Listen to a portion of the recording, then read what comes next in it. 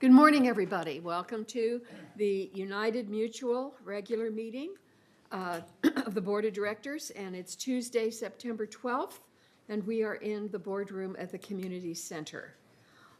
We do have a quorum this morning, and so I will call the meeting to order. And we will ask Steve Lawrence, woo, sing to us. Where did Steve go? He was here.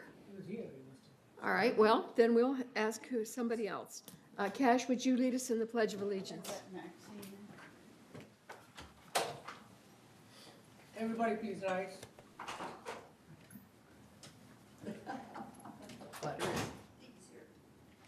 Well, too late. So much for not being a pest. I pledge allegiance to the flag of the United States of America and to the republic for which it stands, one nation, under God, indivisible, with liberty and justice for all.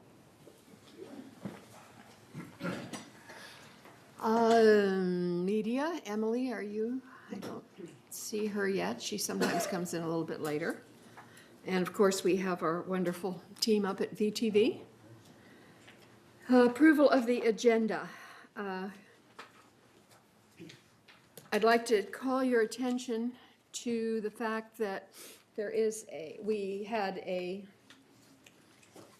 little mistake on the agenda, and in item 5C from the minutes of the August 2nd meeting, the bylaws were only printed every other page. So there's a separate handout on the back if you're here, or on the website and at each of our desks, making this now complete. Otherwise, are there any other additions or corrections to the minutes? Can I have a motion to approve the minutes? So moved. Maggie, and a second? I second it. Maxine, okay. Commence voting. Haven't gotten to that. I don't have mine either.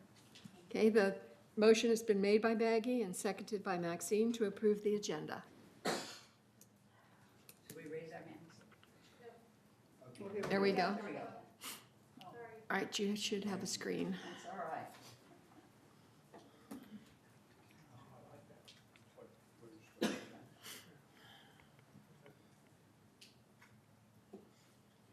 Okay, it is approved. Number 5 on our agenda is the approval of the minutes from 3 meetings: the regular open session August 8th, a special open session on August 10th, and a special election on August 2nd, and that's what the bylaws were attached to. So can I get a motion to approve the 3 sets of minutes? Yeah, Gary and Maxine. Okay. It has been moved by Gary and seconded by Maxine to approve the minutes. Commence voting.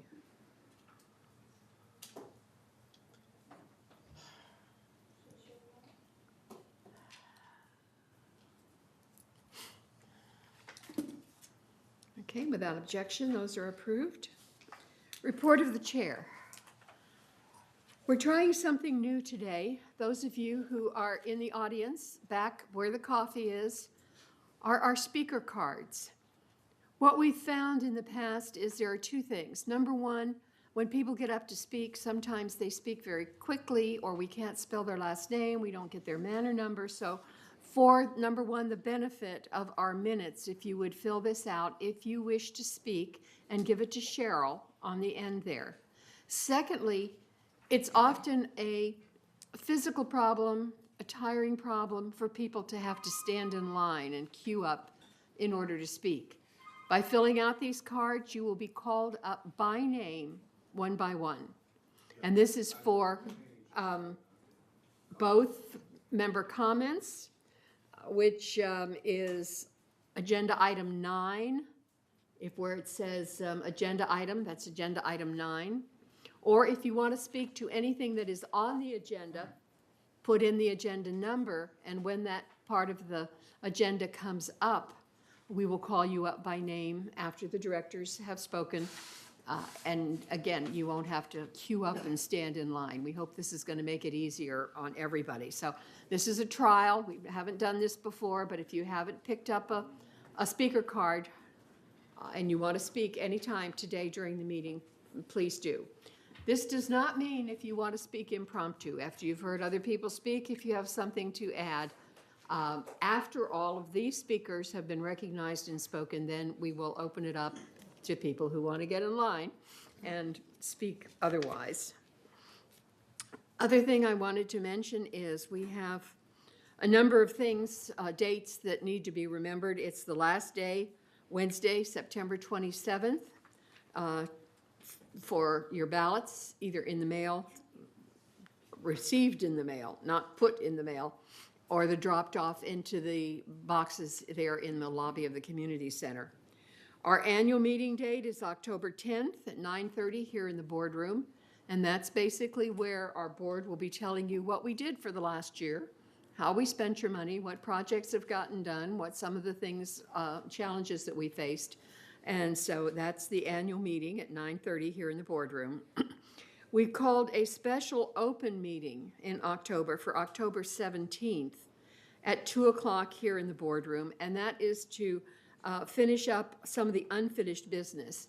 Because we don't have a regular business meeting at the annual meeting, we're going to have a business meeting on the 17th where we can take care of some of the resolutions and things that need to be approved, instead of having to wait until an extra month until November. Okay.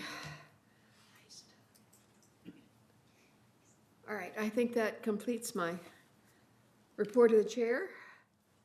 Let's go on to the report from VMS. Dick Rader.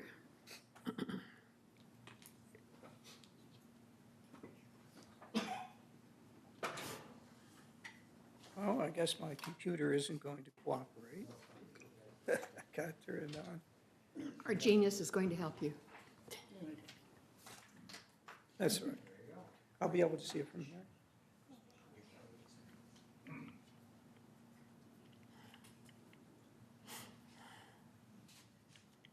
This is a first. Usually we just have an oral report from VMS, but Dick has decided to give us some visuals with it, which is very nice, especially those of us who are visually, learn things Okay. visually. Thank you. Good morning. May I have the first slide? The next one. Thank you. I thought it would be helpful to mention that the VS board, what it actually does, since I speak with a lot of people and they're not really sure. First of all, VMS does not have a budget. The budgets and programs are initiated by GRF, Third and United, and they're the ones who raise the money and allocate the funds. So what does the VMS board do? Our main responsibility is to ensure optimal operation of our management services. In order to fulfill this obligation, we oversee the activities and functions of our CEO, Brad Hudson, and his staff. And together, our common goal is to ensure a cost-effective, efficient, and resident-oriented operation. Next slide. We hold at least 5 monthly meetings, and in each session, Brad provides information on current projects or future plans. Also, a different department head will provide progress reports. Then the VMS board, any GRF Third or United board members can ask detailed questions to ascertain how well the programs are working and to make suggestions to increase efficiency or reduce costs. Through this process, which is very frank, open, and cooperative, we adjust the projects and activities where necessary so stated goals are met and completed on time. In other words, we fine-tune the effectiveness of management services. Next slide. We have a strategic plan in which we're monitoring 60 initiatives. And one of them I'll go over in a little more detail in just a moment, which is handyman services. Next slide. My favorite slide. I want to commend Brad and his staff for the many steps that they have taken to reduce expenditures, and let me give you a few examples. We will shortly have direct deposit of paychecks, and this obviates the need for somebody to walk around handing out the paychecks to our hundreds of employees. Brad recently engaged a legislative advocate in Sacramento, and you might ask, well, how does this lead to cost savings? Well, what happens now is there's a law, and we need to change that so we could have electronic voting instead of the costly mailing of ballots.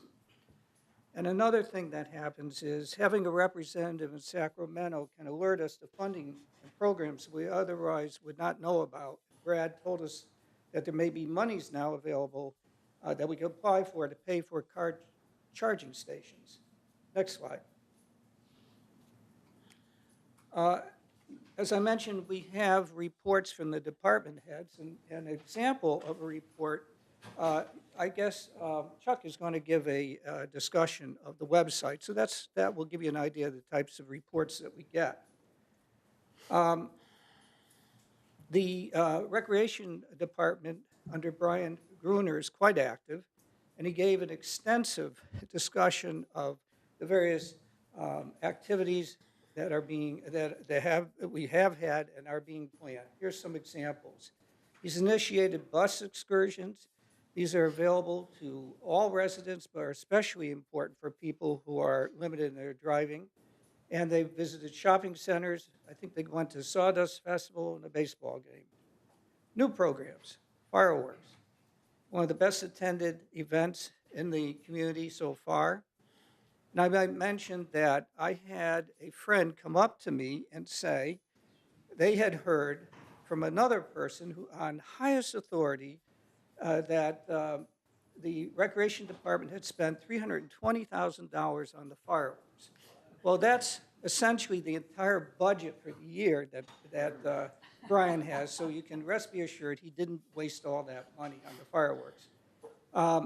In terms of another program, he has dive-in movies, and that's where they have movies at one of the pools, and you can sit around by the pool, or if you wish, you can, and grandchildren are invited as well, they can float around in the pool on flotation devices while watching the movies. Upcoming events, there's some listed here: car show, Harvest Hoedown, and of course, there will be many more. Just tune in to Channel 6, the flyers that are around, and on the website, you'll see a listing of those events that are coming up. Next slide. Oh, here's a really important one. All the boards and management are acutely aware of landscaping issues, which was a major topic of our last meeting. Frankly, landscaping scheduling has fallen way behind. How did this occur? Well, some people left. We have difficulty hiring because this is we have low unemployment, so it's a tight labor market.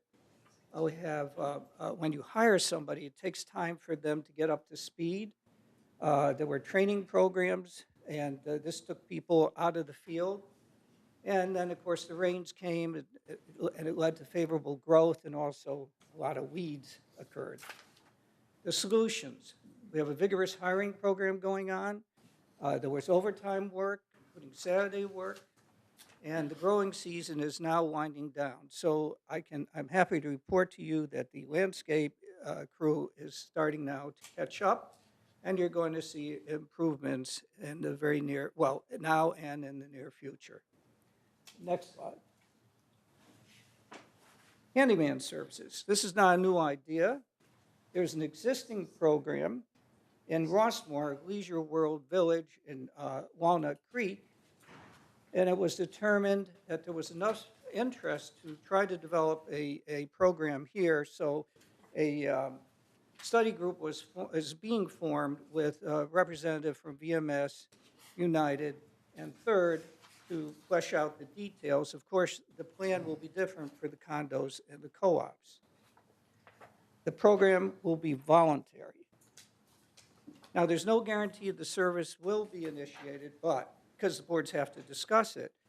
But if it is approved, I want to emphasize it will not replace your current co-op services. Those are going to continue.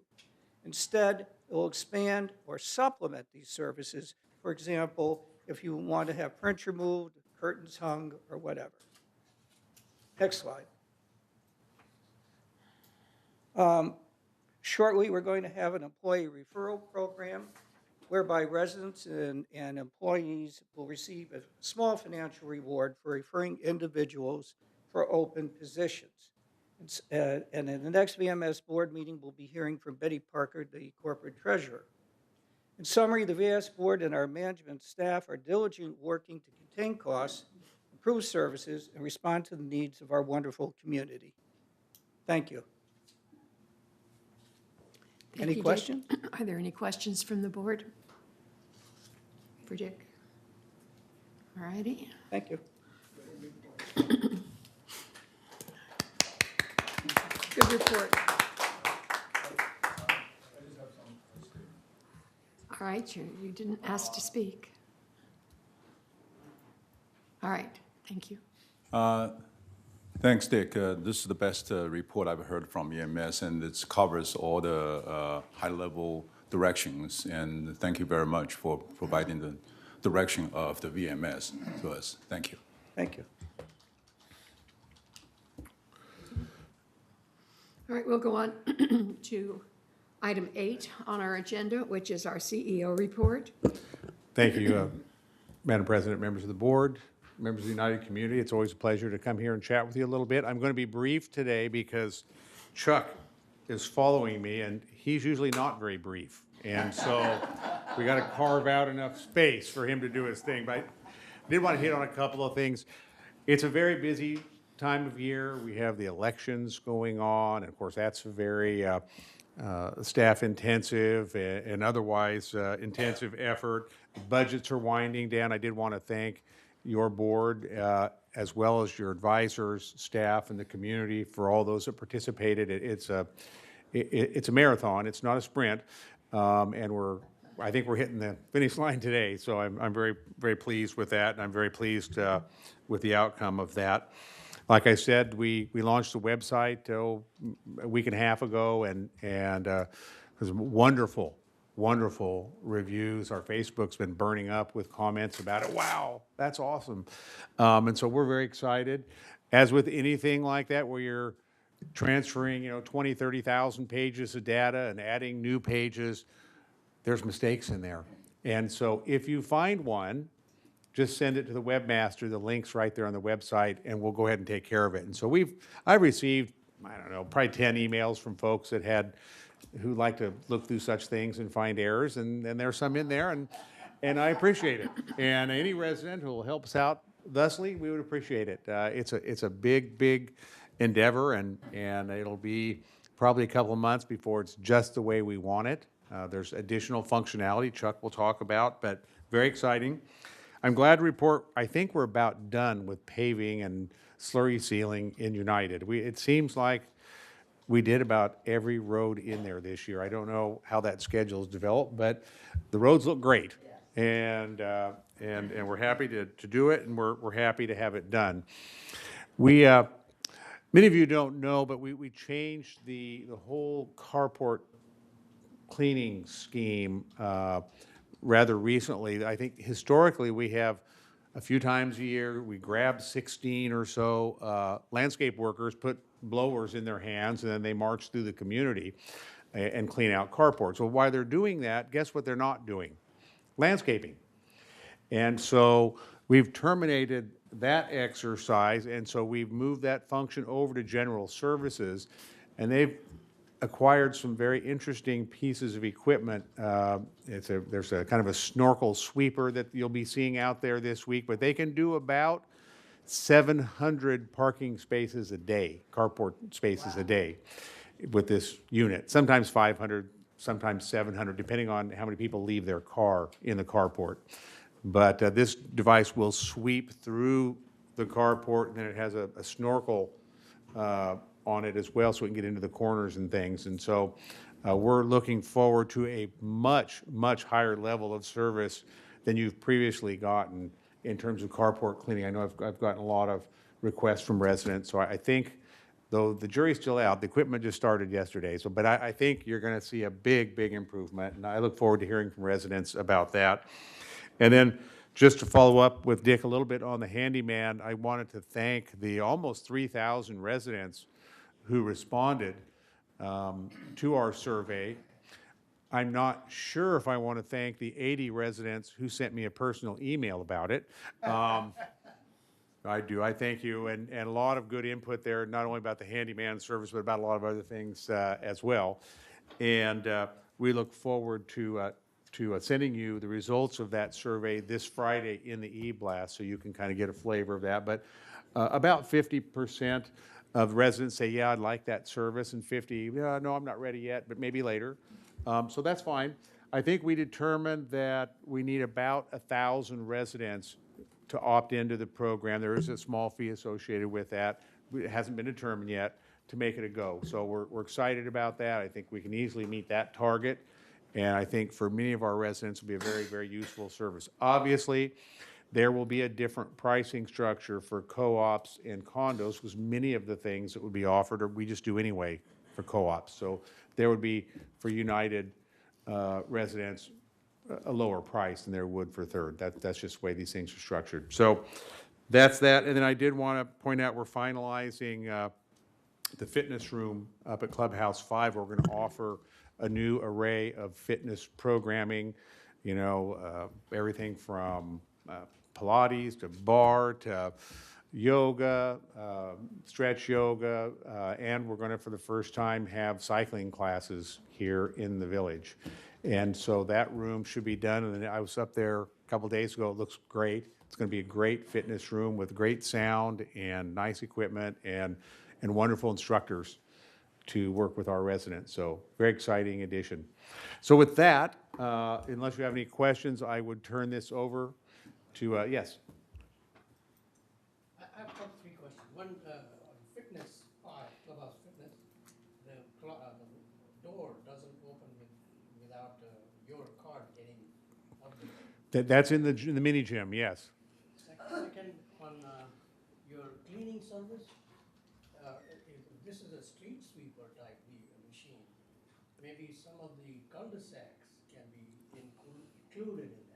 No, they will be available for that kind of work as well. It's I think, want to say it's 6 feet wide, and it's got kind of a bubble on the front of it and a snorkel out the side. So it can fit into smaller areas that the big street sweeper can't get into. And on our cul-de-sac particularly, we have so much those leaves, you know, the fall, and then we get crowded into plants. Right. Oh, sorry. Maxine? I'm so sorry. I'm so interested in what you're saying and trying to follow everything with my notes. I missed out when you said a small fee to opt into which program? The handyman program. The handyman, okay. And that would be obviously services that are above and beyond what the mutual currently provides. There would be no diminishment in mutual services. I want to make that clear. Yes. And one more comment. Cash. On your handyman program, some of the people here probably have house or home warranty type work. So if you tell them that this service is in addition to, and will do things that the home warranty won't do, like moving furniture. Yes, yes. I think that's really the essence of it. Hanging pictures, moving furniture, turning mattresses, you know, putting leaves in tables for guests, all those sorts of things that as you get older might be a little more difficult. We can do that, and also minor repairs that wouldn't otherwise be covered by the mutual. All right. Andre? Question about that carport cleaning and the sweepers. Are they vacuum sucking type of thing, or are they blowing type of thing? Because I've seen a lot of people complaining about, if you look at the carport, yeah, the street is clean, but they're all under the cars. Right. And a lot of people say every time there's people blowing those leaves around, I have to sweep walkways because they are all in my walkways. So I don't know, is that going to be a vacuum type of thing, or is that going to be just a blowing type of thing? Blowing Yeah, type the of thing doesn't sweeper work. is a vacuum type of device, but it may be necessary, particularly when people don't move their cars, to give it a little blow underneath there to get it out where we can vacuum it. So there might be a little bit of both, but our goal is to go mostly with vacuuming, less with blowing. Okay, okay, thank you very much. Pat? Yes, Brad. A couple of residents have asked me about the carport cleaning, and are we going to be using water to clean them out? Because they feel that this blowing around is just not really doing a great job, and they really need to be washed out occasionally too. Yeah, I think we do that kind of cleaning mainly on request. I think the routine service that rolls through will be this vacuuming type service, which I think is going to be a lot better. And then if, say, there's a particular problem, maybe an oil spill or something else that's problematic, then we'll address that on a case-by-case basis. We are going to be, and actually Waste Management will be cleaning the waste enclosures, power washing them twice a year. So that's going to start occurring. Actually, it's been in their contract for a long time. It's just never been done. So that's going to start. I think that's going to make a big difference. And then, since we brought it up, it would really help me out a lot if residents wouldn't put bulky items down in the enclosures. But call Waste Management. Have them come and take it directly from your manor. Matter of fact, don't call Waste Management. Call Resident Services, and we'll arrange that pickup in your manor for you. Because it's an awful lot of work for us to drive around and pick up discarded bulky items down from the trash enclosures, and it costs us a lot of money to do that when Waste Management is supposed to do it on that third Saturday and come to your manor and pick up bulky items as well. So if you hold off to the third Saturday and call Waste Management, that's the preferable way, then our workers won't have to be taken off their normal duties to come and pick up basically things that are illegally dumped in the common area.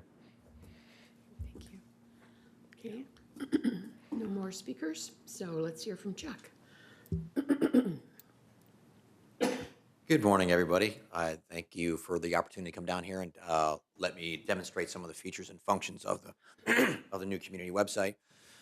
Although Brad had mentioned I could probably do a couple-hour presentation, but what I really want to do is just focus on the highlights of the site, how to navigate the site, how to use the menu item, excuse me, how to use the menu to get to your particular pages you're looking for, and how to search for information.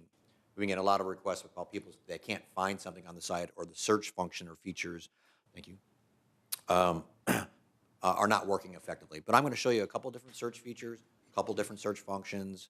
I'll show you how the menu is laid out, and then I'll be more than happy to take any questions later on. So without that, we'll get right to it. So there's a couple different ways you can navigate this site. We have the main navigation widget we have down here. This is called a navigation bar, right? This really takes you to the high-level areas of the site. But if you really want to get into the details of the site, just like any community or any website out there, this is called a hamburger menu. This is a navigation menu. If I click on this navigation menu, you see how it pops up the menu items on the right-hand side. Looking at your screen, though, you can't see it's kind of truncated on the TV here. But people, don't forget, there's other additional navigation items underneath here, like underneath residents. You see this right arrow, that caret there? If I click down underneath that, I get a whole new list of items down there for residents, including governing board, accounting information, digital media services, landscape and maintenance. So the menu system is laid out very intuitively and very simple to navigate. If you want to get into, I would say this is for your everyday users, this particular menu here. You know, some of your more basic and new computer users would use this right here. But if you're a power user and you want to get into all the individual detail of the site, I can scroll all the way down to the bottom of the page. And there is a pretty sophisticated site map here. Every single page has been mapped out for you so you can see how all the content is organized.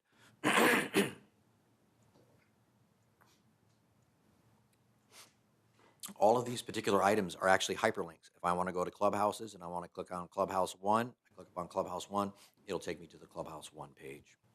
So it's very, very simple.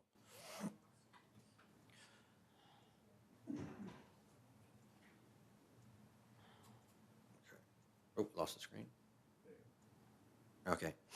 So again, we have the hamburger menu, we have this navigation bar, and then we have the site map. Another feature I wanted to show the site is the actual search feature. A lot of people are asking me, well, what's this magnifying glass for? Well, that's the search feature. That's kind of a universal kind of icon for that particular feature. If I click on that icon, it gives me a search bar.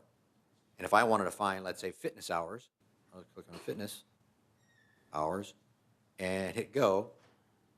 I will be able to find, of course, nothing came up.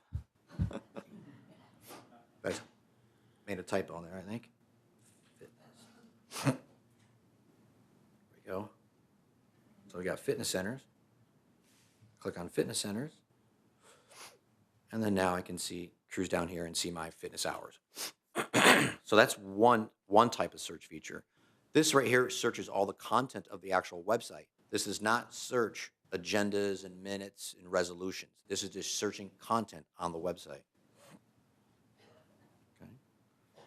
If I wanted to search resolutions and minutes and agendas, I can actually show you where to do that. Well, how we'll do that is two ways I can get there. I can click on the residence page right here, or I can use my menu item right here, my navigation item right here, right?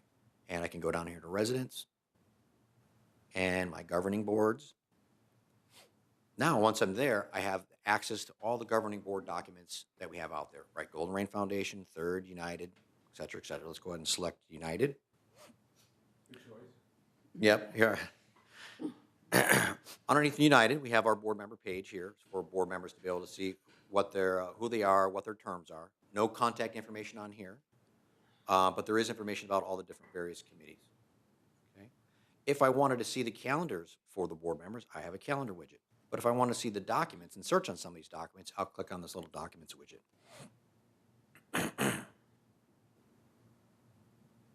So here, all the documents that we've been able to pull off the old website and some of the ones we put on there, pulled from our own internal resources to put online, are available for you now. For instance, we have meeting minutes. Looking at 2016 here, you can see that we have all different types of meeting minutes that you have out there. You know, all the open meeting minutes, special, annual. All those documents are there and available for you to use. Everybody's pretty familiar with, hopefully familiar with PDF documents at this time. We're not loading up any Word or Excel documents. We're making sure everything is a PDF. We do that because you don't need Microsoft Office, and you can use it with Mac and PC, so it's a kind of universal standard for documents. But one thing I want to show you, what's very, very powerful here, is there's a couple different ways that we can search meeting minutes. If I wanted to search all the meeting minutes going back to 2006, I can use this magnifying glass right here. If I use this magnifying glass here to search whatever agenda item I'd like or content, I can search all the meeting minutes. But if I know that this particular item I'm looking for is within a specific year, I can narrow that down and actually open up my year and click on the search here as well. So you're able to really fine-tune your searching. So sometimes when you're searching for multiple years, you get a lot of irrelevant content. So we really want to try focusing that down and making it easier for you to search. Okay. Another item we want to take a look at on the resident page is our e-government transparency suite, Granicus. So I'll click on the residence page and we'll cruise down here and we'll look at our Granicus e-government transparency suite. I can watch board meetings live. We won't play this. See how it says this meeting's in progress right now? If I click on it, hopefully it doesn't create any feedback for us, but you'll probably see me on TV. So now what you'll have a loaded agenda here, and my video should come up here any second. Well, we'll skip that right now. But the idea is to be able to see those meeting minutes live while they're actually happening. I can also view the agenda item as well that has been loaded up for your preview. So all the individual agenda items are loaded up there. And since it makes it easier, the agenda is actually 5 pages. But we know that agenda package you have in front of you is probably more closer to 100 pages. So you see that we've hyperlinked all these documents right here. You see these blue hyperlinks? All the documents that you have are hyperlinked right to the website, right to that agenda. So I can get access to all the backup material.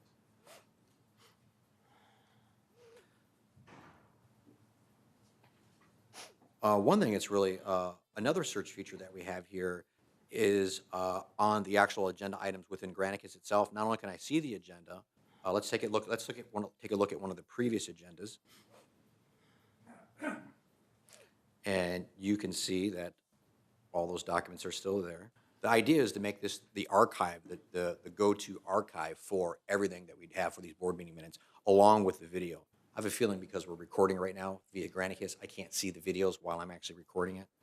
So otherwise, normally what you'd be able to do is, there it is. If I wanted to, on the left-hand side here, see this navigation area? Instead of me watching a 3-hour board meeting, I can actually cruise right down to the individual item that I would like, click on it, and it'll take me to that spot in the meeting. Right, and I'm able to watch those meetings live. Now, this is a pre-recorded meeting. There's me walking around. But that's a pre-recorded meeting from a couple months ago. If I wanted to search on an agenda item or search within something like I saw something earlier, let's see, appointments here, and search. I can actually search the agenda items, find what I'm looking for, and actually click on them and pull the actual agenda item up right within Granicus as well. So I'm getting a lot of complaints that there isn't enough search features on the site. It just need to get people educated on how to use them all, and that's what we're trying to get the word out there. Some of the things that's really, really exciting that we're doing, as you know, we've launched a pretty comprehensive social media cleanup effort out there in the world. There's a lot of things that are posted online about Laguna Woods Village and Leisure World and all these items. We have our marketing firm going out there, finding all that material out there, cleaning it all up, make sure it's all legitimate. And by them doing that, they've been able to clean up our Facebook page. And if you wanted to see our social media initiatives from the website, doesn't matter which page you're from, these icons at the top take us to all our various social media pages, Facebook, Twitter, and YouTube. On the Facebook side of the house, you can see we've updated the look and feel of it, put some new graphics on there. And one thing I'm excited to announce is because of this social media efforts, we now have 1,000 people who are following our website online. Not only that, but you also have the opportunity to have some fantastic positive comments, where we know we have sites like Nextdoor and so on and so forth. It's more about negative. But what we find on the social media side, you get a lot of positive comments, a lot of good feedback. Okay. Let's see what we have here. All right. Another thing that I thought was really interesting, right now I see people go back and forth to YouTube and back and forth to Facebook. Now we have a YouTube link right on our Facebook page. So clicking on that shows you all the Facebook pages, recent YouTube videos, all the YouTube videos that we have right online. We had Kurt's, his landscape brief. So now all the YouTube videos are integrated right with our social media effort. So there's an extensive amount of information, materials, and details we have out there. But you have to participate. You've got to get familiar with it and learn how to use the navigation features, learn how to use the search features. But I think the site's it's gorgeous. We're getting lots of positive feedback. We're getting a lot of corrective action. It's a work in progress. We know we want to add some additional functionality for our residents and for our board members, having a board portal so they can do research, having the residents be able to go online, look at their emergency information and or pay their assessments and chargeable services online. So all those things are coming. But now we have a framework to work with. Now we can expand out from there. So I'd be more than happy to take any questions or anything. Yes.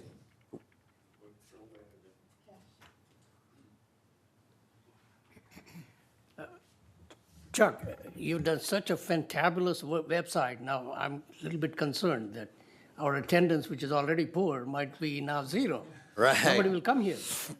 Right. Well, the biggest challenge we have right now is there's so many activities and things that are going on. We're all still trying to navigate who that dedicated resource is to stay on top of this every day. Because as soon as you put up a new website, it looks great. 5 minutes later, what happens? That content, events get over, things get stale. So we're always looking for that resource to be able to continually keep it updated and keep it modernized and relevant. That's a huge problem. I've been involved with 2 websites that literally took best website in the country. And then like 2 months later, it's like, what happened to that website? It's stale now. You really have to dedicate the resources to update, and particularly with all the resolutions and board actions and changes in operating rules, in addition to recreation programs and other things. It's a pretty big task, but one that I think is well worth doing. Wait. Your turn. Did you press your button to speak? I did not. You're not on my calendar. Janie, you're next. I was just wondering, is it under the residents that you would find for your guest registration? I'm glad you asked that. Let's go and check it out. So I'm going to go down here to my resident widget right here. And I can do a couple different things. Number one is I can go to this guest pass link and it'll take me directly to Dwelling Live. I log in and see all my guests right there. Can you?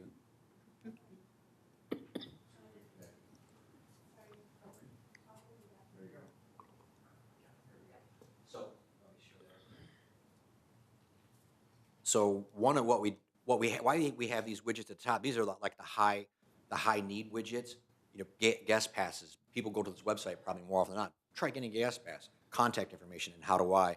But the guest passes, we have a link right there for you that will take you right to Dwelling Live. You log in and you can manage all your guests from right there. Your permanent guest, your annual guest, your day passes, and so on and so forth right from there. Now, if you did not want to use Dwelling Live, you do have the ability to look at all of the various, if you went to, let's see, our resident services area, we have guest pass information.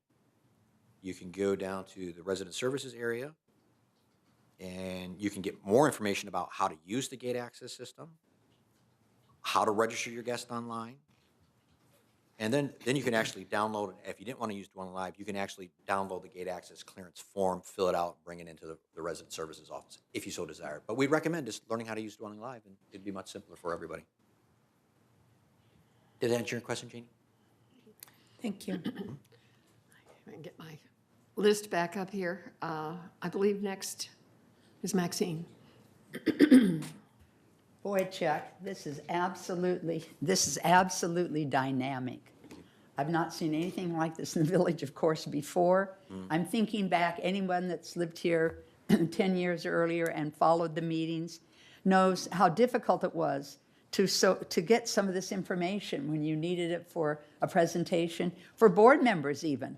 We had great difficulty getting history and so forth. This is at the fingertips of anyone who wants it. Right. Absolutely wonderful. Thank you, Chuck. Yeah, no problem. Here is the best thing about it is you see how it looks wonderful and dynamic on a regular website. It looks even better on your smartphone. So any kind of tablet or device, you can whip right through it and get to the material that you want right away. Oh, terrific. Andre, you're next. Thank you for the great presentation. I think this is a big leap to our technology at this point, and I really appreciate Chuck's effort on this one. I just want to emphasize that the website address is lagunawoodsvillage.com. So if you go on website, type in Laguna Woods Village, I will hope that the PC workshop probably has already everybody trained to help people to access that site and give them some trainings on that. Two of my questions, one of them is there a my page, my information, my preference type of thing so people can just jump in there? And for example, I probably want to go into a lot of board meetings, resolutions, that type of thing. I will help people to set up so they know what's going on there. So that's probably one thing. Do we have that? No, that's something we're working on. Okay. Right now, the biggest challenge right now for us is we want to make sure that whatever type of user credentials that we give you and information we put online that's secured, that we want it to be highly encrypted, highly secured. Right. We don't need some kind of Equifax event going on here. So I'm being very methodical about security. So once I feel comfortable that we have a very robust, secure platform for residents to be able to share some of their personal information on there, then that's when we'll roll that out. Okay, great. Same with the board portal as well. Yeah. The second question I have is about staff's ability to update the system. A lot of information are really coming from the staff rather than centralized, get the special person to typing everything. Maybe they can just upload their spreadsheet, upload their documents on that, and that will be it. I think that's what the problem that we had last time. When you have a bunch of people who are not skilled in updating websites correctly, we have 20 different articles that are written in 20 different styles, different document formats, and it doesn't look uniform, and it doesn't look crisp, and it doesn't look professional. We want to have a resource who is an expert at formatting these documents so they're made for the web, so they're easy to download. We don't need people loading up a 100-megabyte document up there because we know it won't work on a smartphone, right? We want to make sure that there's an expert handling all these requests. Of course, there are things that are like scheduling and calendars. Each individual department will be able to get on there and update their own schedules and their own calendars. But as far as changing the layout and adding any additional content and graphics, we really need an expert to do that. Oh, no, I'm not talking about changing the layout. Layout is your responsibility, and what I'm looking for is the contents. They can upload, follow a certain format, approve the Lori Moss, approve that you approve this, say, this is the right standard format that we will share with our residents. So that kind of information will save a lot of staff's time, because they are already at their fingertip. Just Yes. upload it, and it's timely information. Thank Okay, you. Thank you. All right, Cash, you're next. A couple of things. I don't believe this is an interactive website yet, right? It's not, so we cannot put like, You cannot put your own personal username and password in here if yet. someone wants to make a complaint of something, Oh, yeah, absolutely. you have a section? Yes, if you go to the residence page, and you go to contact. Yes, oh. Let me go back. 1 second, please. So starting at the main page here, I'm going on to the residence page. Excuse me. And we have all different various types of contact information here. If you want to be able to connect to resident services, accounting, advertising, media services, any kind of form that you can think of, submit a trading course article, they're all right there. If you want to be able to land on your phone information, we have our most important numbers that are here, contact information. Plus, we have the full-on phone list here for you. So every phone number that you can possibly think of, sorted by group, you can get in here. And now when I'm on a mobile device, I can actually hit that number right while I'm on the phone. Instead of me trying to write the number down and kind of dial it in, the system's intelligent enough to interact with smartphones, so you can actually dial it right from your handset. Okay, Another question I have is, while scanning through your minutes, do you have a section for sub-minutes like architecture committee minutes? Right now, there is no plans to put minutes for the architectural committees out there, but that's something we can always discuss. Okay. Thank you. Great job. all right, Janie. Chuck, I have the village in my bookmark. And when I go into my bookmark and I hit the village, I get an error. Is that because I need to re-enter it under the new program that you have? Yeah, sometimes there's actually 3 different domain names. We have lagunawoodsvillage.com, lagunawoodsvillage.net, and lagunavillage.org. If you have a previous bookmark that was one of those, you have to delete that bookmark and create a new one. Thank you. Pat? Oh, okay, I have you down as asking to speak. All right, we have one from the audience. Richard, you wanted to ask a question? Dick Rader, 270D. I just wanted to offer a suggestion. Would we consider approaching the PC and Mac clubs to see if they'd be interested in offering courses to help the residents get used to using the website?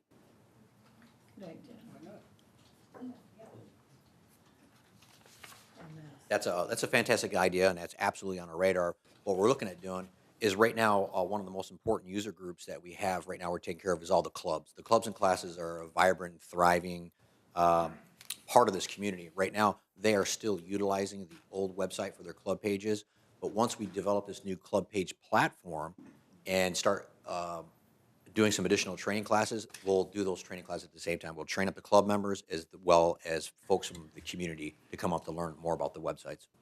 Do it all at once. All right, Steve, you want to speak? Chuck, all I can say is congratulations.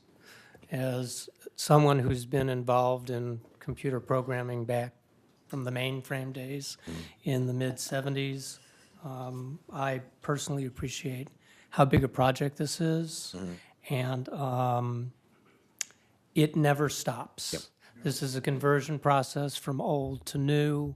The new integration will continue on with additional features as it has been doing for the last months. And just kudos to you. You do so many things between the internet connections and the lasers and the television and the IT upstairs, and this is just a phenomenal job. Thank you. The biggest challenge I think we have as an organization, as a company, and a community is these resolutions, the minutes. the sheer volume of agenda. So we really need to get a resource on there to really stay on top of that stuff. It's a real challenge. Thank you. Andre? Thank you, Chuck. If I understand correctly, this news in the old site, all the club informations will be included in there and will be handled as part of the content. But in the new site, these club informations are no longer in there and Yeah. will be Oh, no, they are. linked. I can do a demonstration if you like. No. Yeah, they're on there. If you go, Okay. when you get a chance to go on there, you hit the Connect widget, and it takes you to the clubs. And we have all the clubs listed out there, along with, see this widget right here? Click on Connect. Every single club that you can possibly think of is all listed on here. If they have a website, it will take, they'll have a link here, and it'll take you to the old website. Okay, so. So that's all on there. In the old system, old website, content is included in LagunaWoodsVillage.com or whatever site.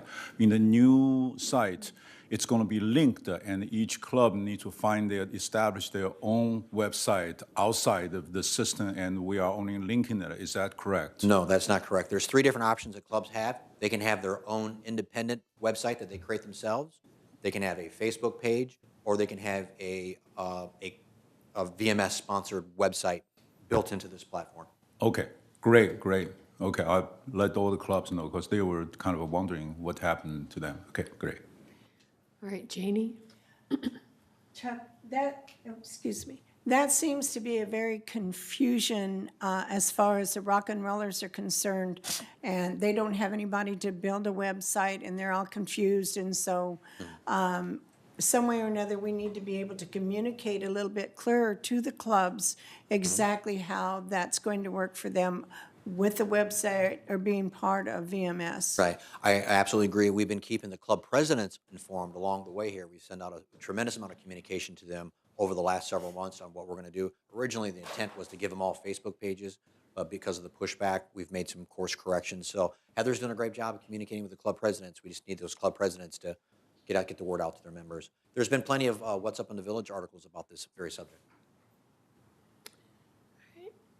Do we have any other questions or comments from the audience? If not, I'll just finish up by saying, you don't have to go out and buy the new $1,000 iPhone.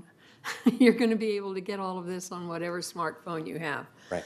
which is going to really make it much more convenient for all of us. All right, thank you so much, Chuck. That was a great report.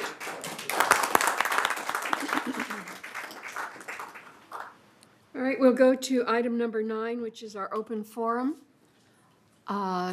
First speaker is Vasu.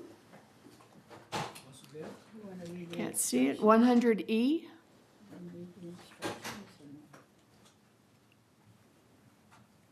Okay, would you come forward, please? Yeah, I'm just going to make some suggestions regarding the bus service. What I noticed is... No, he doesn't have to do that, Andre, because he's already filled out a card, and we have all that information. See, it's on the screen there.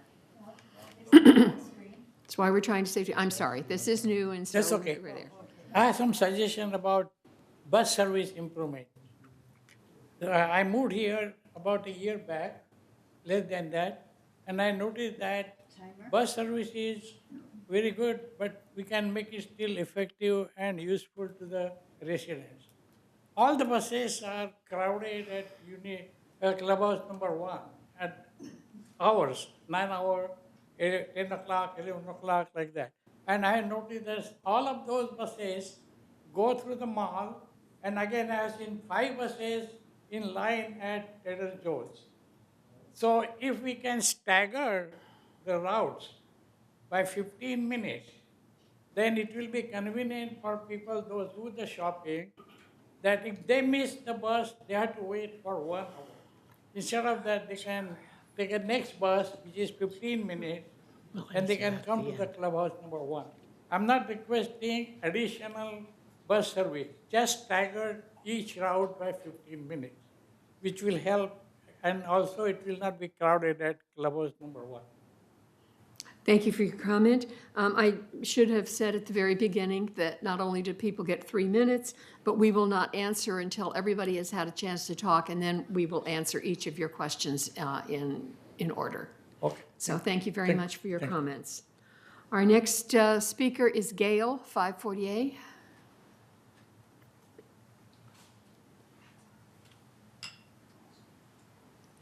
Good morning. Gail McDaniel, 540 Via Strata. I have a couple of questions and have been continually frustrated with landscaping.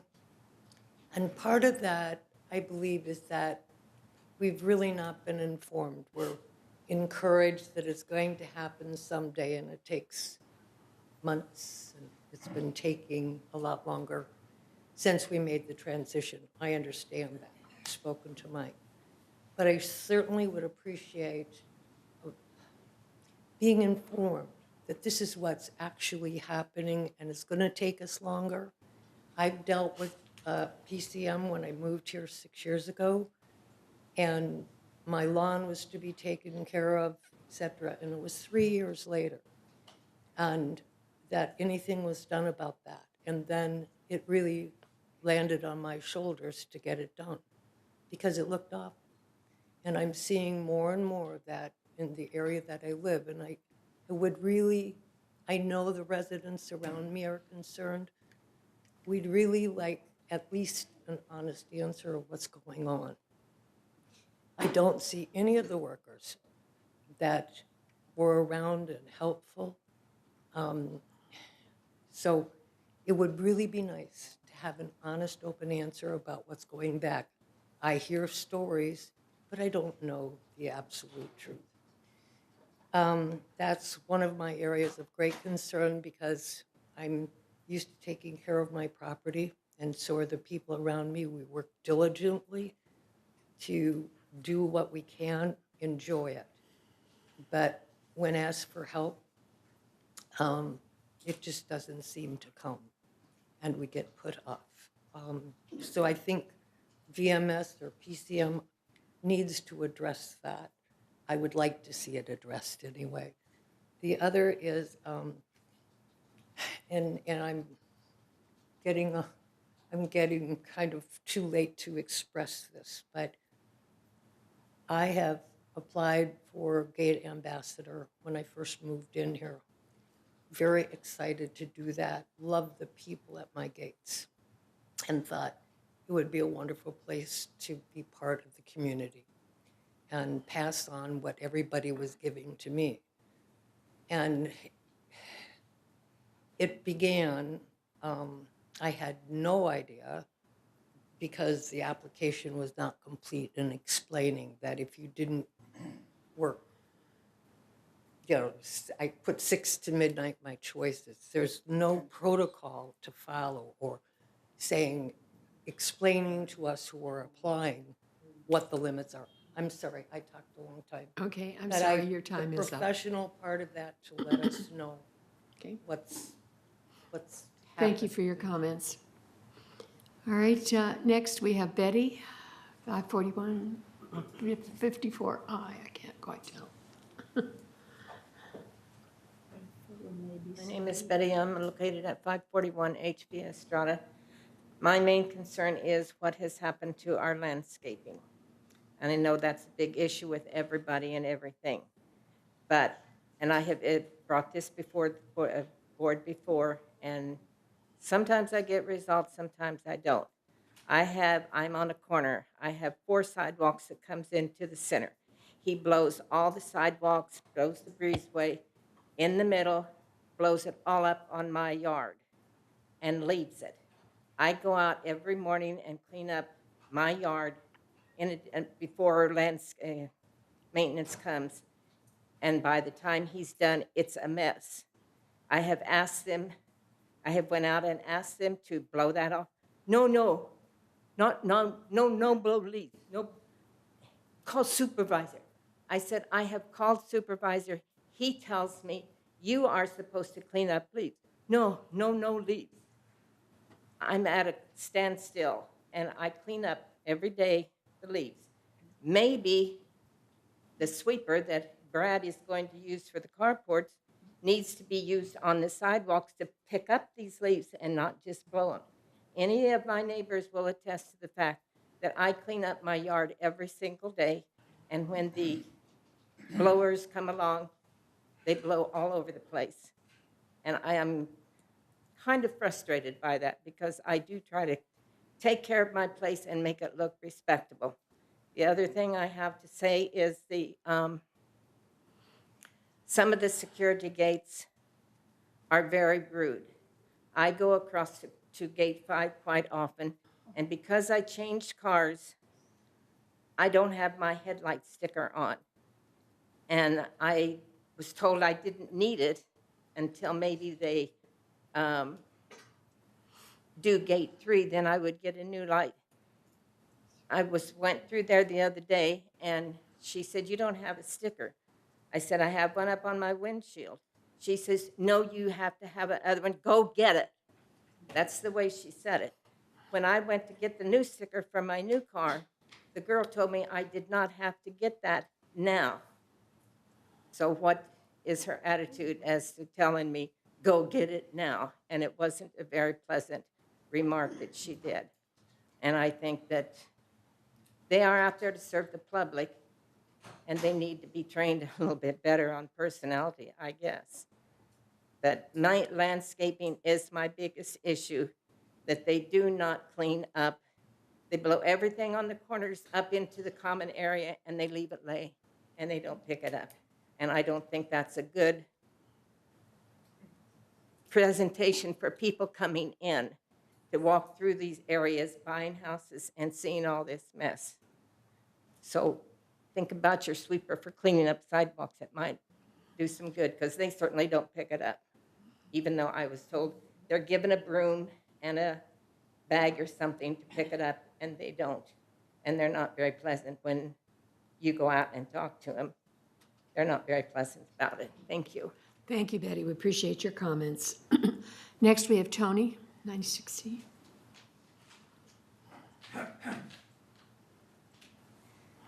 Tony Dower, 96C. That kind of reminds me, my son visited me recently.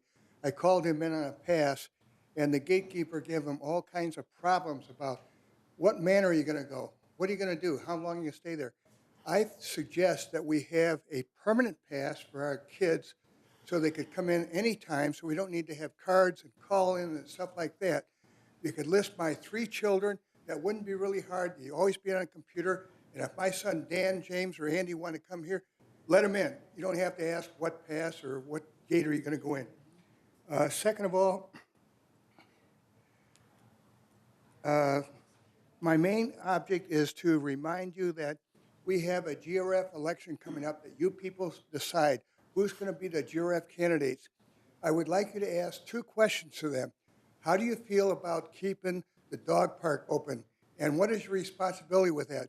Because GRF actually belongs to the dog park ownership, not the city hall just gave them a favor to take it over. The second thing would be, in Clubhouse 3, we have a billiard room with 6 tables in there, and we have at least 1 board member on GRF should recuse herself because she's on the entertainment committee. They want to turn all Clubhouse 3 into a rehearsal room. That's ridiculous. Where are you going to put 6 pool tables? They said, well, Clubhouse 1. Tell me, who in Clubhouse 1 is going to be displaced by 6 billiard tables going into their recreation room, pinochle room, or whatever? You can't put them in the pool room they have there now with 4 tables. That's too dark and small. So why would we want to do something? If it ain't broke, don't fix it. So please ask GRF potential candidates, do you plan on getting rid of that pool table room in Clubhouse 3? If you do, vote against them. Also, for those of you that are out there worrying about your grass and plants and stuff, why don't you come to the recreation office over there and sign up for the senior games? For $10, you can have a lot of fun with all kinds of sports, and you can have a lot of fun. You won't be so isolated. As you can see, I went to the Rams game Sunday. I'll be at the Charger game on this Sunday, and there's lots of things to do around here. thank God you don't live in Texas or Florida. Thank you, Tony. All right, Maxine? Must be our, there she is. She's speaking as a resident instead of a director. Am I making history today? You always do. I have something important to say now. If I wait until the end of the meeting, most people behind me have left, and the TV viewers may have switched to another channel. And it's really important. And my husband and I will be leaving on a restful 2-week cruise that we booked months ago, unfortunately just a few days before the next meeting. So that's why this is my last board meeting. I want to say that I have really enjoyed these past 7 months of serving United Mutual on the board of directors. One reason I truly enjoy it is due to the behavior of each of the board members. The board members here really and truly respect each other, regardless of differences of opinion. Thus, we have peaceful and productive meetings. Of course, it helps with the dynamic leadership of Juanita Skillman. Another thing, staff support. I found all meetings enjoyable. Our current VMS staff are always ready to bring to us any requested information. More than ever, they are ready to take on any and all tasks we might identify. Lori and Brad, I presume they work together, I haven't asked, have hired such highly qualified leaders with really good communicative skills. We saw that with the presentation today. The main reason our board functions so very well is due to the extraordinary leadership of our president, Juanita Skillman. I have met and worked with many presidents, both on the United Board and GRF, but I place Juanita a step above all the many other board members I have known and worked with. Believe it or not, Juanita attends all meetings, and I mean all. Not only the United Regular Standing Committee, Special Committee, meetings, extra budget meetings, ad hoc meetings, et cetera, but also the same meetings for GRF. She once told me that she believes she should be well informed about everything that could affect us. Also, she regularly encourages all of us to go to the meetings and stand there representing United. So she gets more people to the other meetings than most other presidents I have known. She's a superb member of our board, an unequaled president, and she's willing to give us another 3 years of her life. Aren't we lucky? Thank you for your kind words, Maxine. Mary?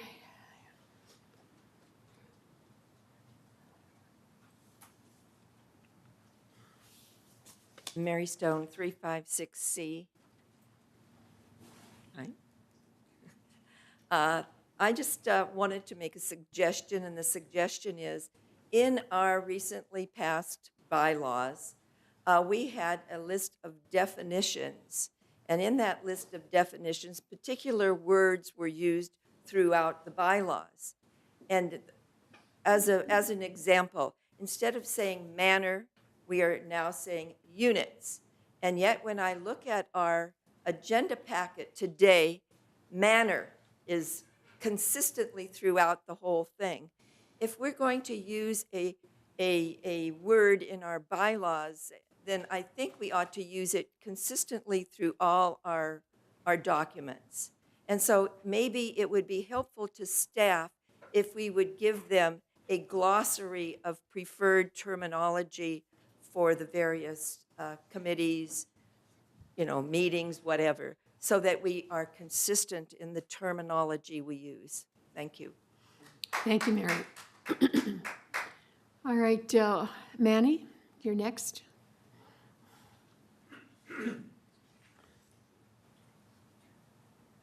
Good morning. I'm Manuel Armendariz. I reside at 917D. I had not intended to make any comments this morning, but on the way in, I noticed something that was in an area that I have a lot of concern about. And you've heard a couple of the residents mention that they're not happy with the landscaping. And I have some suggestions, and hopefully in the future I'll be able to contribute those and improve it. I know that landscape maintenance is not an easy job. And when I see the workers out there, I know they're working hard, and but they always seem to be in a big hurry to get their job done and just move on to the next bit of work they have for the day. On my way in, what I'm reporting is that on my way in, I was surprised I had not noticed this before.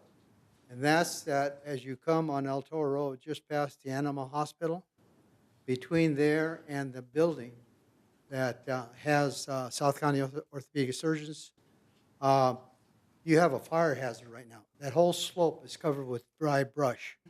And when I lived in Laguna Hills, it was a practice that any slopes, anytime the grass grew too high, they mowed it. So all you have to do is go down El Toro Road and look at that space between the animal hospital and the building, and you will see a lot of dry brush that if a match was dropped on it, it would go up quickly. The other thing I noticed about our landscaping is that overall, because I went into Gate 7 yesterday to visit with a friend over there, and we have a general overgrowth throughout the entire community. And I can foresee that that's just probably been deferred maintenance. And that might be the reason why you took it upon yourselves to have all the trees numbered, because I potentially think you have a big hazard there. So that's the only reason I want to report that slope area over there that needs to be looked at immediately. I didn't know where to report it, so I thought I'd take advantage of this. And it seems like whenever you bring up anything to do with landscaping, if it's urgent, like what I just pointed out, then it gets taken care of.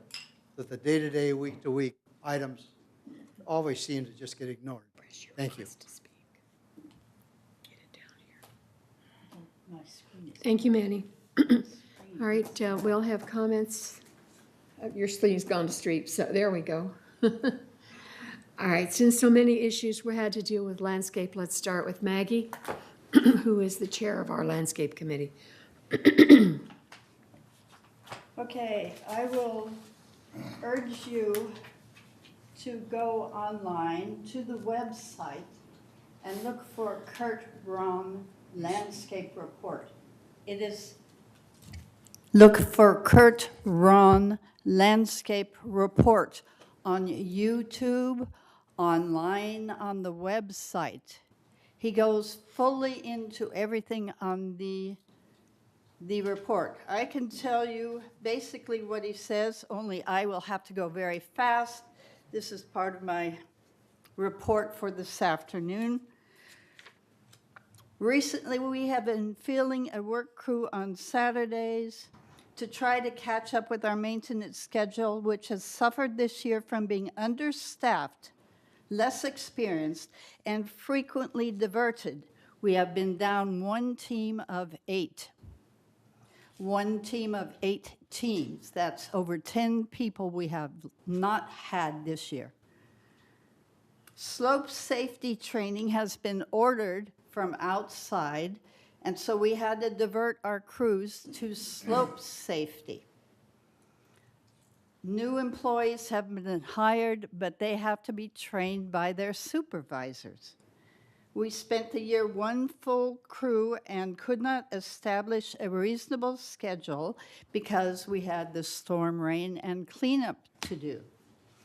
For that and for the following reasons, our crews are several months behind and will take some time to catch up. There is no way we can provide individual service on call to 6,323 manners. For that, you pay $50 to $75 in your home outside. We have a serious shortage of mulch this year by the loss of our own mulch production system, and we're unable to spread mulch around the shrubs, which allows the weeds to flourish. We will continue using an outside supplier for mulch, and if we hire enough people to fill in our crews, that picture should improve. The plentiful rainfall this year washed the salt out of our soil, and tremendous growth resulted in all areas: slopes, turf, plantings, and trees. It's terrific. They grow, they're healthy. The mowing schedule had to be started months early, pulling again the shrub bed maintenance crews off for mowing. Continuing to run a Saturday crew will eventually help manage this problem. As we cool down and enter a slower growth period, and we get a full crew of people and we get sufficient supervisors, all of this should be better. But we are several months behind. It will take us quite a time to rotate through. On the best of years, our plan is about 2.5 months or 2 months per rotation. That means they will come to your manor every 2 months. Now we're coming to your manor, goodness knows when, because our crews keep getting diverted. And when the trees our trees are growing phenomenally fast too, so our workers get diverted to help out that. We have to do 1,000 trees a month. And now that they're all flourishing and they're growing and throwing seeds all over the place and everything, they need more constant trimming. So our crews need to go there. Now, when all of this slows down, as it will, because it's only 85 today instead of 95 or 105, then the growing season will slow down. We get into winter, and we will be able to catch up. In the meantime, our invasive grass, kikuya, blessed kikuya, makes a fine golf course, which is very tough to play, but it grows like a weed. Used to be around every shrub bed, you had a strip of about 8 inches of dirt in between the grass and the shrubs. Very easy to mow, handled beautifully. Kikuya doesn't see that boundary. It just creeps right in. And so you have to either dig it out or you have to use a line cutter, which of course no one is doing because that's very labor intensive. How many line cutters would we have to send to do one cul-de-sac around the edges of the kikuya? So for all of these reasons, our plants are growing tremendously. I know that. I drive by places on the first floor, I don't think they can see out a thing. But we will have to trim everything as we get labor and as we get to the growing season and as we get our equipment and properties. Okay, so look forward to a better future, but we will not be able to get to each one of your manors right away. Thank you. All right. Cash, you're next. Well, thank you very much, President. I appreciate every one of you who came up and talked and explained or helped us understand the situation. We should do this. Every member of our community should do that, and I really thank Manny and Mary and Maxine, even though she's on the board, Tony and Betty and Gail and Vasu. Thank you very much. One comment I have for Tony, I think you're allowed 5 or 3, I'm not sure, guest passes that you can issue to your kids. 5. And that you can do that, and then they can come in and out anytime. They're your children. My pool buddies. Oh, what's your choice? The preference is yours. Thank you very much. I have one more comment. I think we should also give timers for us, because we are no different from you guys. We are just here on this side of the table with some responsibility, but we are also members of the community. We should all get the timer. Thank you. I'll speak to that really quickly before we go to our next speaker, and that is our board speakers speak to multiple issues, whereas most of our people from the audience speak to one. And so sometimes the timing is not correct. All right, next on my screen is Maxine. Yes.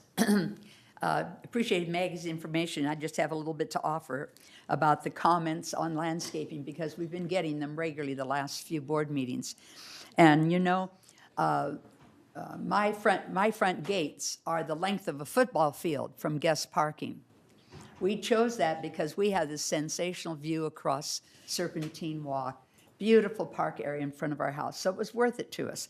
And my brother-in-law came by yesterday, who had not been with us for a number of years, and he walked all that 300 yards to get to our front gates, and he said, "This is gorgeous. This is just beautiful." And when I talk to people who have just moved here, they think it's just gorgeous. It seems to me that landscaping has certainly set priorities to keep the big things well maintained when they're short of help, the big things that hit our eye first, that impress us as we're walking around. I think they're doing a really responsible job with the tremendous shortage of entry-level people. And I want to say that our CEO, Brad Hudson, explained at a previous meeting that most of these people that are needed are entry-level employees, and they find it very difficult to afford to live anywhere near our village. The housing situation is getting, as we all know in South Orange County, more and more expensive. And so it's harder and harder to find those people. I don't know how they could live on their income without getting together in a group or a big family.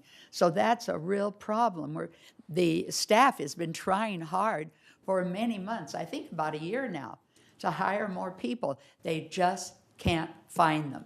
And then when they come in, if they speak a lot of Spanish, or if one of them is a little gruff, let's cut them some slack, okay? They may be frustrated that they don't understand us. They may be trying their best and they don't feel they quite learned what they need to yet. Let's be very encouraging and very tolerant and keep them, please. Thank you. Thank you, Maxine. Andre, I have you next, and I have you down twice. Can you do it in one time? Yeah, this one keeps on coming, cancel all my requests, that's why I keep on putting in. All right, so you don't have a comment? All Okay, right, yes, I have a comment. I have several comments. I heard Gail and Betty talk about the landscape. I totally understand your frustration because several people has come to me and says, we put in the request and then they disappeared. We don't know what happened. We'll never know what's going on there and nobody's coming to talk to us. So I wonder if does landscape have a plan as far as outstanding work orders, when they're going to get to them, and what kind of schedule they have, so they can inform the residents what will happen to them. If I understand the schedules are always forecasted, they may change. So if maybe once in a while they can inform the residents and say, here's the new schedule that we will work on this one, and keep them informed, let them know what's going on there. I understand landscape has a lot of personnel shortage, and I understand they are overloaded with a lot of activities. But if they can, the communication side can be established, that will probably make residents a lot more happier. Okay, and also I'm wondering if they have an outstanding work order list on their desk.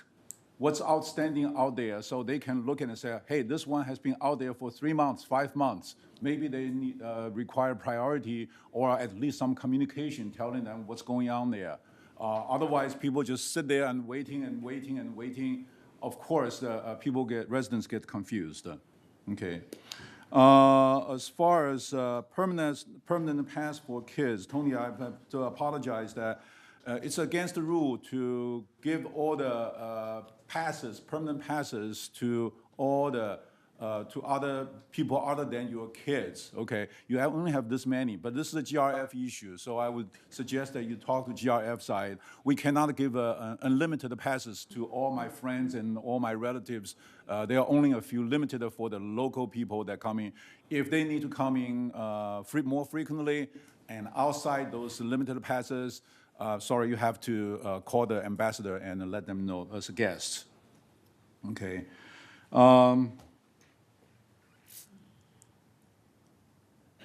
That's all my answers. Thank you very much. Thank you. Next, we have Gary. Thank you. My question is for Gail, and you're asking what is happening, and I guess my question is how do you want to be informed, or what do you think is a good way to handle that? To be informed of the work to be done? Or, like, are you saying when, or, that's what I'm not sure what you're asking. I think part of my question or my suggestion was, as in, if it's going to take a year, tell me it's going to take a year.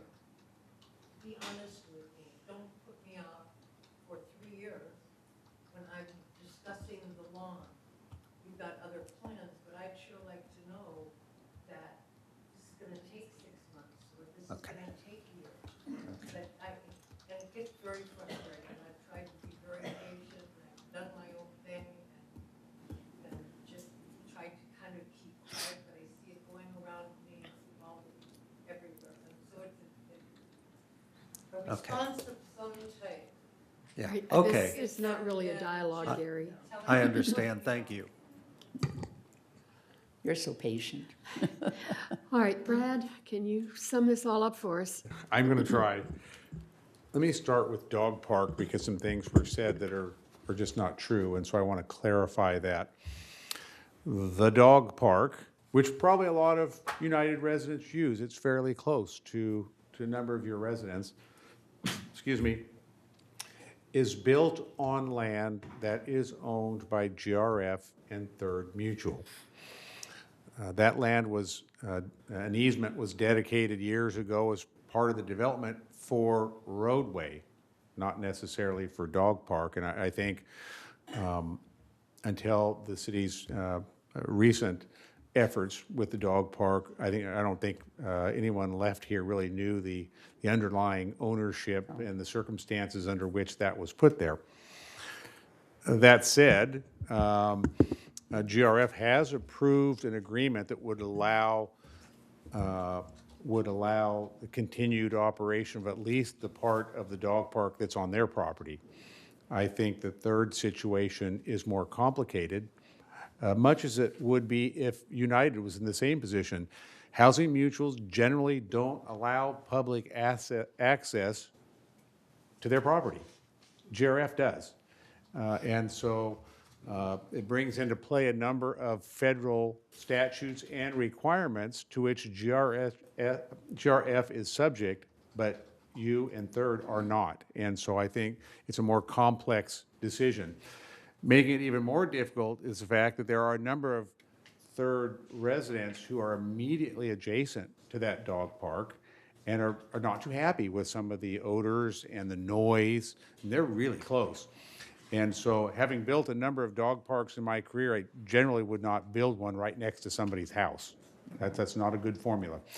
And so I think there's an ongoing dialogue between the city and VMS and GRF and Third on what's the best way to move forward here. And I think everybody is committed to try to have a nice dog park for our residents, but also not to expose potentially the housing mutual to undue liability or those residents to noises and odors they'd prefer not be exposed to. And so I think those are the parameters we're working under. I think there's a number of opportunities there to do something even better than what we have right now.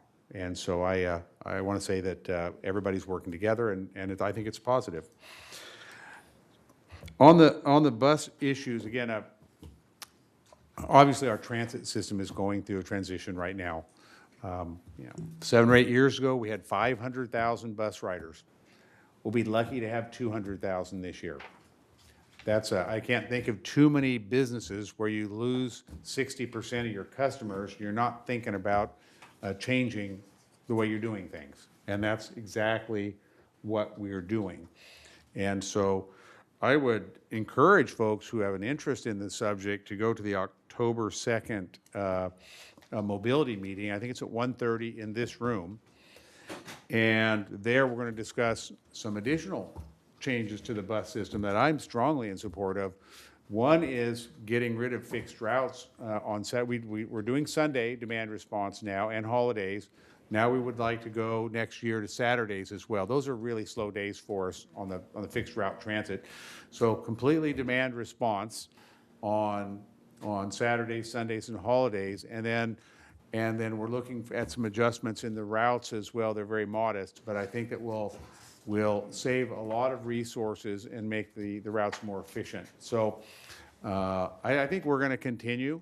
You're going to see a trend towards smaller, more fuel-efficient vehicles. We're taking 6 diesel buses off the line next year. We're already added a couple of vans. I'm trying to add a couple electric vans. We're having trouble finding one with the appropriate ramp. But anyway, October 2nd, 1:30. For those who are interested in transit, I think, or mobility generally, it's a good place to go and to share your views and to hear what's going on in the transit world. And then last thing on passes, you know, each resident gets 5 annual passes. You can give them to who you like. Oftentimes, residents use those passes to skirt our occupancy rules, i.e., they give a pass to a child. Now that child lives there and uses the pass to get in and out. That's against the rules. And with our new gate system and all the technology, that will become more difficult to do. Yeah. If you have your kids living in your manor, we are going to know about it, and we're going to come and see you and tell you to stop. And I'll just add another thing. With maybe one exception, all of the major crime that's happened in this village since I've been here has been done by somebody's child or grandchild who is a resident or a member here.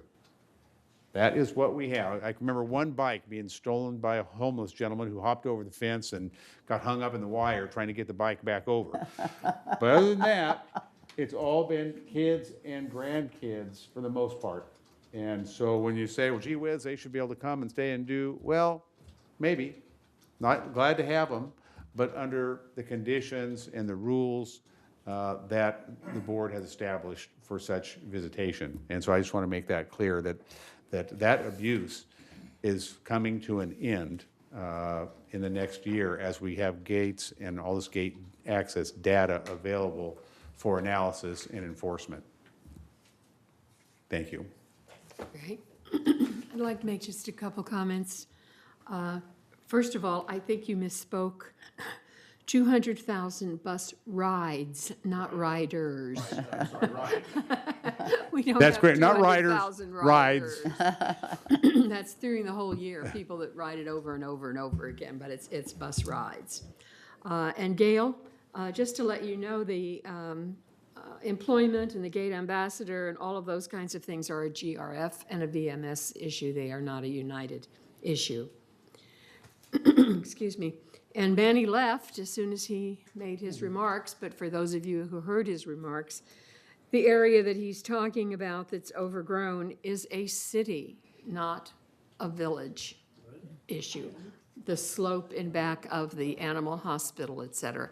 It's not something that we take care of.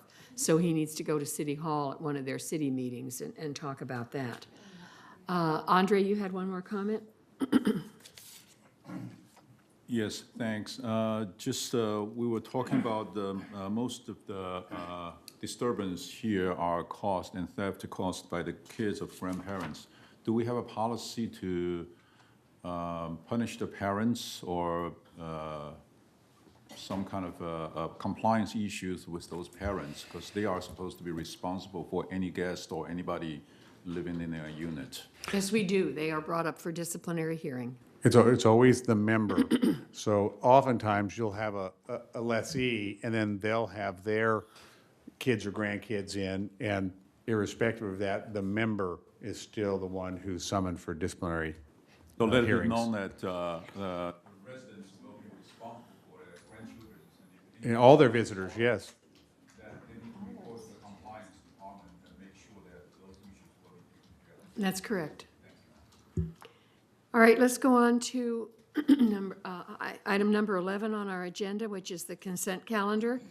Now, these are issues primarily from architectural control and standards, various variances from our landscape recommendations, and our Finance Committee recommendations on unpaid assessments that need to go to have a lien put against them. So may I have a motion to approve the consent calendar? Janie?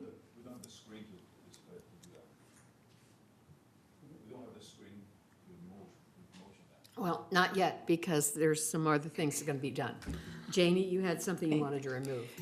Yes, I would like to remove 607A that was recommended for approval for the modification to be brought up, and it's pulled to go back to the committee because of the changes.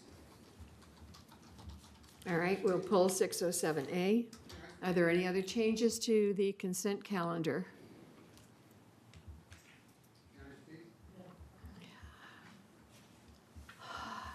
It's not going to help, Michael. No. There are changes to this issue that have not been brought before the committee and approved. Therefore, we cannot approve them at our board meeting.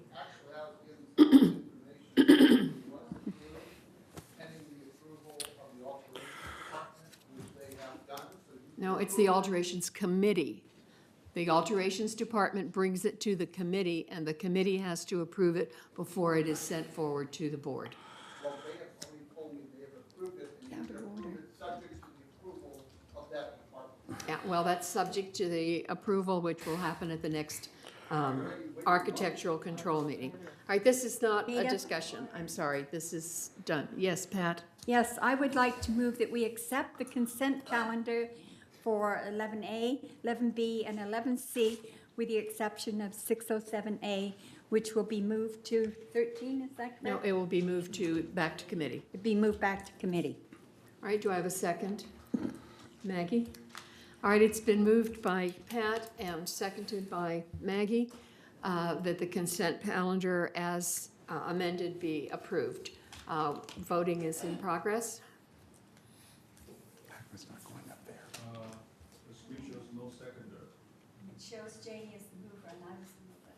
Yeah, Janie moved it and Pat moved it and Maggie was the second. Right. Janie asked that it be pulled, but she did not make it a motion. Refresh it with the correct information. You want me to restart the vote? Refresh it. No. Why, it's up there. It's. Yes, but it doesn't have the right mover and seconder. Yeah, it's going to be recorded in this way, right? I already recorded the first and the second, but you didn't record it correct.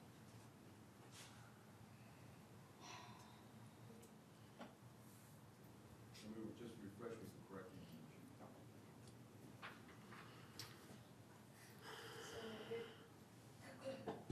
I have that Pat made a motion. Yes. Correct? And Maggie seconded. And Maggie made the second? Correct. Yeah, it is correct. All right, this passes. Not correct on our screen. It's correct over here.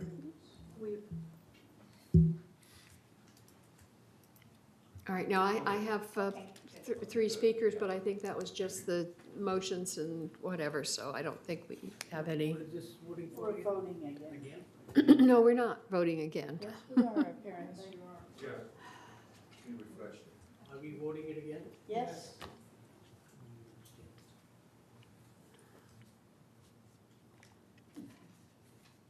Because what, you don't have a Two up there. It's only 9. All right, it is 9 in favor and 1 abstained, so it passes. All right, let's go on to item number 12 under in the agenda, which is unfinished business. And 12A is entertain a motion to approve implementing fees for missed maintenance appointments. Would you read the resolution, please, Maggie?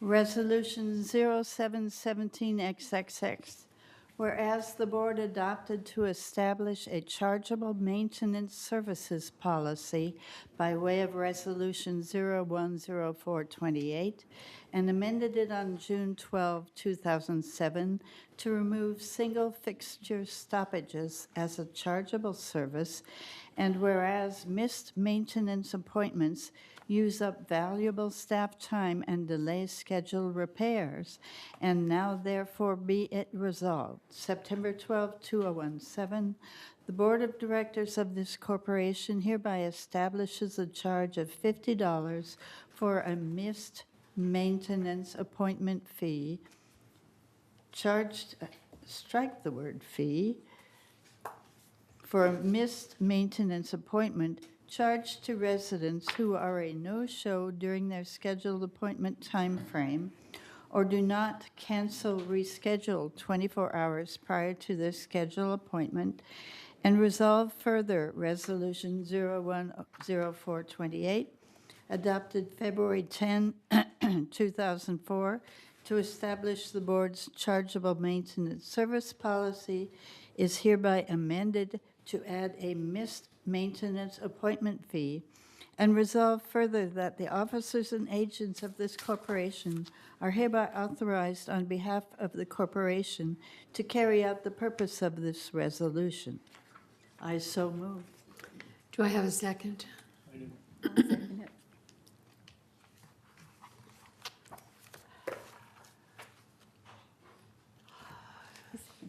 All right, Pat, it doesn't show up on the screen. So we have a motion by Maggie, seconded by Pat, that we approve implementing fees for missed maintenance appointments. Maxine, did you have a comment? Yes. I just recently contacted Resident Services for an update on the information about missed appointments. I learned that the calls in Resident Services are minimal. The complaints about this are minimal. That when a worker's knock on the door isn't answered or the doorbell ring isn't answered, then he telephones, because sometimes the resident can hear the phone and not the other. Or he'll call the service desk and have them telephone for him. Then if no one's there, he goes on to the next job on his list. It doesn't take very long. Let me get back to where I left off. I was told by supervisory staff that this just doesn't happen very often. It's not a big problem. So I am concerned that we're being asked to approve a $50 punitive charge against the members whom we are pledged to serve. Forget your key to your manor? No problem. Security will come out with the key that you turned in when you first moved in, unlock the door for you, and the charge, the last I heard, was just $8.50. Lucky us. Reasonable? Yes. Certainly not anything that could be described as punishment of a member of the community. Since we do not have a real problem, why not start with a reasonable missed appointment fine of $8 or $10? This is the first time we, decided to have a fine. I just hope that all of us feel we must be protecting the rights of our fellow members. I hope we do not want to heavily punish them for minor mishaps. Remembering that this is not even a problem for staff, I make a motion that we amend the motion to lower the dollar amount from $50 to $10. Out of order at this time. Maxine, and I can have other input. This was a motion that was in August. We have already satisfied the 30-day notification. So to amend it at this time, I'm not sure that we can do that. You certainly can. We'd have to start the 30 days all over again. If you want to vote against it, then we would understand that. Maggie? Maxine was out of order. We were in the process of voting when she made her amendment. That wasn't out of order. We are in the process of voting. That's when we speak, if we have something No. to say before the vote. You do it before the vote That's right. goes. So All not right, in uh, the middle the- of the vote. All right. Not in the middle The of the motion was vote. made by Maggie and seconded by Pat. Right. The 30-day has been satisfied. We'll take the vote. You may vote against whoever it wants to or for, but let's go ahead with the vote. Commence voting. Oh. Excuse me, there's an error again. We were showing seconder Gary Morrison, and you said it was me. I'm not sure who it It's was. Maggie and Pat, as far as I Yeah. know. So. All right, let's commence voting. Direct that to Maggie and Pat.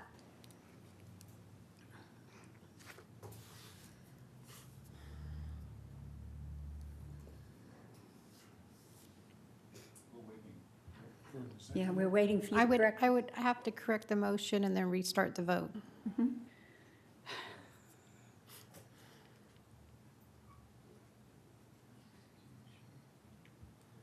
We vote now? We don't see the vote.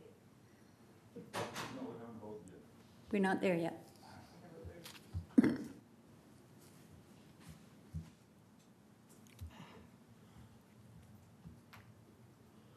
All right, do they need to hit their voting buttons again, Cheryl? Well, it isn't right yet.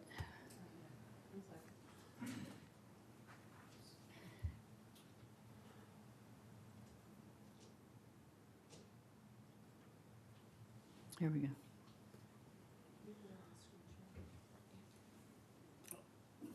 Wait a minute.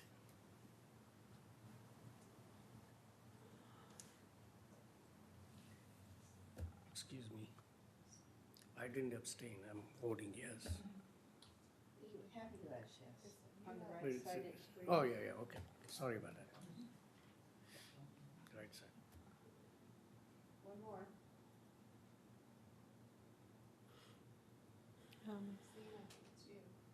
Oh. No, I see, I'm sorry. I missed it the second time. All right, we have a vote that approves this by 7 to 2 to 1 abstaining. All right, item 12B. Again, this is one where the 30-day notice has been satisfied. It was brought up in August. This is a motion to approve standard manner alteration conditions. Would you please read the resolution, Madam Secretary? Resolution 0117XX, standard manner alteration conditions. Whereas staff has experienced several issues with manner alterations, including illegal dumping in village dumpsters, excessive noise and smoking by contractors, parking in resident spaces by contractors, damage to mutual property during construction, and working after permitted work hours. And whereas the standard manner alteration conditions impose requirements in order to protect the mutual and neighbors on members who wish to conduct alterations, and now therefore it be it resolved on September 12, 2017, as part of the conditions of approval, a conformance deposit, good faith deposit, is being required, which will be held until the project is finalized by both the Manor Alterations Division and City of Laguna Woods, and resolved further that for all improvements exceeding a total of $5,000, a 10% percentage deposit is required. Conformance deposit will be held to assure no damages to mutual property occurs during construction, including but not limited to internet TV, landscaping or exterior walls, roof, and that no violations of rules occur during construction. And resolve further that the officers and agents of this corporation are hereby authorized on behalf of the corporation to carry out the purpose of this resolution.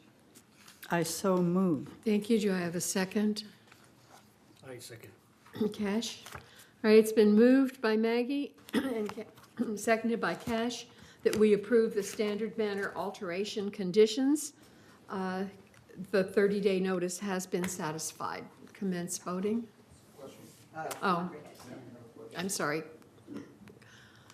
Did you press your button? To res- Well, 'Cause I've I need you to ask to speak. Yes. Raise my hand. Okay. Oh, raising hands is not working. You've Ask got, to speak. ask your speak. Request to speak. Request to speak. In the first, whereas staff has experienced several issues with manner alterations. Okay, let's use the word alterations. And in the fourth paragraph, resolve further that for any improvements. Does operation and improvements identical synonyms, or should they use the same word? Okay. Which whereas are you on? I'm sorry. The first paragraph, the last word Alterations, improvements. is alterations. They're two different things. Yeah, the fourth paragraph, in the middle, that for all improvements, are these two synonyms, identical meaning, or do they need to be the same word? I see. Janie? Alterations are improvements. So you are saying the alteration and improvements are the The same same, word? yes, they're alteration improvements. Okay, I suggest we change the improvements in the fourth paragraph to alterations. Okay, that would be a That's what I Scrivener's error, so, or Okay. update, so I don't think it would, It doesn't affect the text. it does not affect the text. All Okay. right. Cheryl, do we have a request to speak? Mary Stone, 356C. Once again, I'm asking you for consistency when we say members and when we say manners or mutuals. I think we need for consistency to change manners to units, and members should be capitalized, as well as mutual should be capitalized to designate our mutual as opposed to Mutual Admiration Society. Thank you. Thank you. All right, that's definitely something we need to look at going forward, Mary, to have our staff from the various departments knowledgeable about the definitions that we use. Thank you for your comments. All right.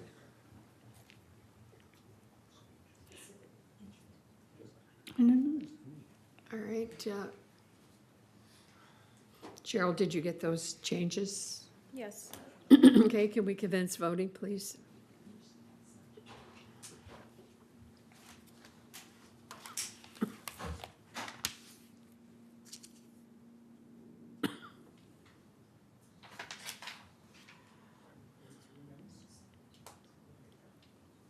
Hold on. I don't know if my vote went through. Well, let's wait and see. So, it should take in just a minute. She's got to get this screen off.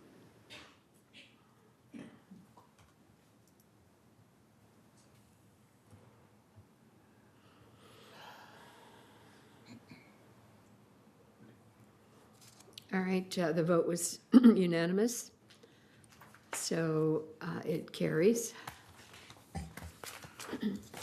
We go on to 12C. This is a motion to approve resolution regarding the use of common area for certain improvements. This was a July motion that didn't have 30 days to go to August, and so has come to our September meeting for final passage. Would you read that motion, please, Maggie? Resolution 0117XX, use of common area for certain improvements. Whereas United Laguna Woods Mutual United is a nonprofit mutual benefit corporation existing under and by virtue of the laws of the state of California, organized for the purpose of providing its members with housing on a cooperative nonprofit basis pursuant to the provisions set forth in its articles of corporation and bylaws. Whereas United, through its volunteer board of directors, is responsible for management, maintenance, and administration of a residential stock cooperative common interest development under United's governing documents, which include without limitation the articles of incorporation, bylaws, occupancy agreement, operating rules and board resolutions, which grant United the authority to manage and govern the affairs of the properties within United. Whereas, under the governing documents, the prior written consent of United is required before a member may perform any alteration to a building. Whereas United's architectural alteration standards address, among other things, the installation, alteration, and modification of utility fixtures, components, and lines, such as, but not limited to, air conditioning units, heat pumps, solar panels, soft water units, exhaust fan and vent installations, water heater relocation, etc. Whereas the board desires to allow requesting members to install certain utility appliances in the common area, provided the appliances are those customary and standard for the use and enjoyment of the manor, the installation does not unreasonably impair United's ability to maintain the common area. The installation does not unreasonably impair the member's right to use and enjoy the common area, and the requesting member otherwise complies with the provisions of the architectural alteration standards regarding alterations.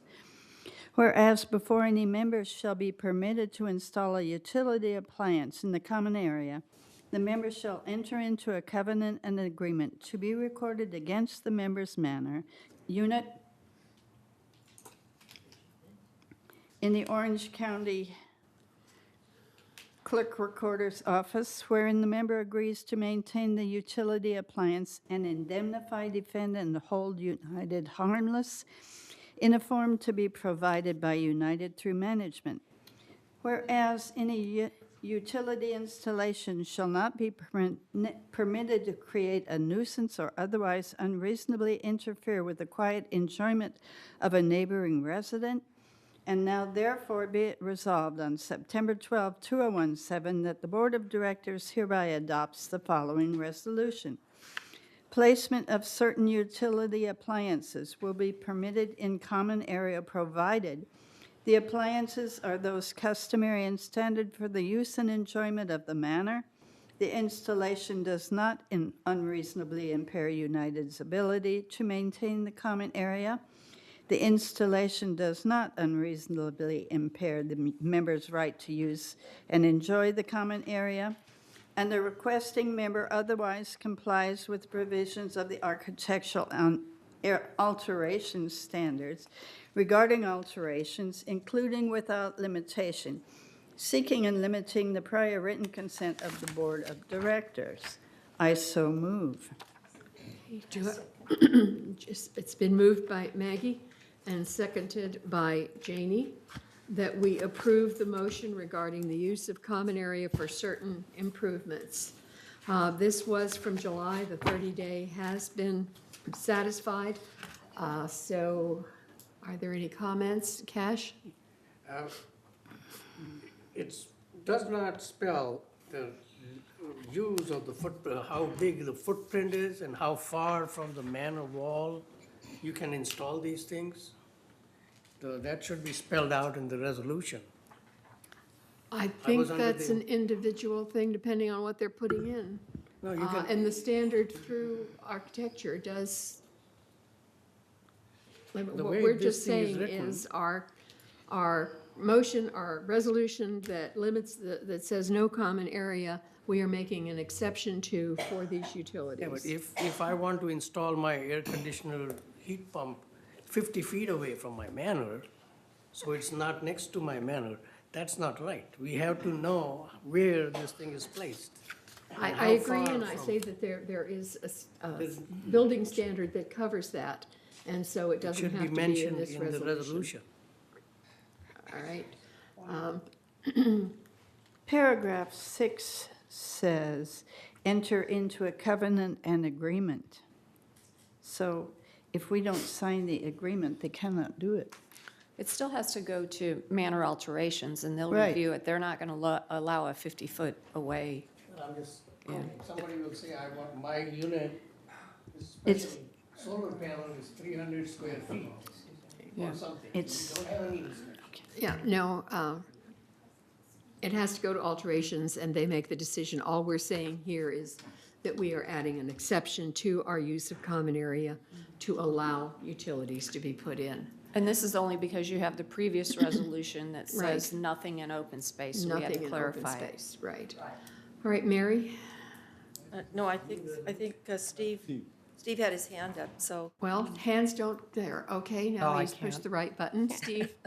I've got a voting screen because the voting screen Yeah, was we put don't up, have so a- we don't have a we don't have request a to request. speak.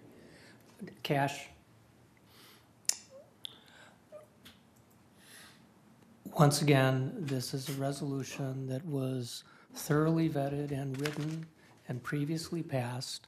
And as several people have tried to say, if you want to put something outside your manor, according to this resolution, you have to make an application through the alterations department, state what it is that you want to put and where you want to put it, and it will be considered by alterations. And then by the committee through architectural standards. There was a great deal of discussion about this when it came up. And in order to future-proof the resolution, so as not to have to come back and revisit it, we don't know what will come down the road next year, 2 years, or 3 years from now. If someone wants to install solar panels on their roof, and they want to have a battery backup system, which would be adjacent to the unit and would look nothing more intrusive than perhaps an air conditioning compressor or a hot water heater, okay? So the decision was made to just go ahead and proceed, and so we would be future-proofed. All applications would be considered by the Architectural Standards Committee, and that either applications would be approved or denied based on the aesthetics brought to the Architectural Committee. Thank you. Thank you. Janie? Thank you, Steve. That's exactly what I was going to say. We're trying to be flexible to a certain extent, and at the same time, look at the future and what possibly, as you stated, the batteries or something else that comes along, so we can have them in the common area. And like you said, it will have to be approved. All right. Cash, did you want to speak again? Yes, I thought you started out saying that this resolution is new and it has not been previously approved. No. And now I hear that it has been approved, but then it should have this last column resolved further that the officers, agents, et cetera, is not mentioned here. This is an amendment to, not an amendment, this is a separate one that refers to the resolution that we did on the use of common area, but it is a new resolution, and it is not taking the place of that very involved resolution on common area. Mary? What is the second reading? Mary Stone, 356E. It looks like this resolution is, as Cash pointed out, incomplete. I think there was an additional page that is missing. And so I tried to look it up on the website, but unfortunately, I can only get to the June agenda minutes on the website. So I couldn't look it up for you, but if you could look it up, I think you might find that there's a portion of this resolution that's missing. I also have in the second to the last, whereas under wherein the member agrees to maintain the utility appliance, if it's the hot water heater that is the mutual's water heater that we are relocating outside for the convenience of, not having to deal with water damage in the interior, is the member going to have to maintain that water heater, replace it, maintain it, because they are allowing it to be relocated? It's usually a mutual water heater. All right, that is something, again, that would go through the alterations committee, and they would decide who has responsibility for it. I don't know about a second page. Have you found a second page, Maggie? No. We are also missing the last paragraph usually in Right, and that, comments which say that the officers and agents of this corporation are hereby authorized on behalf of the corporation to carry out the purpose of this resolution. We're missing that page also. But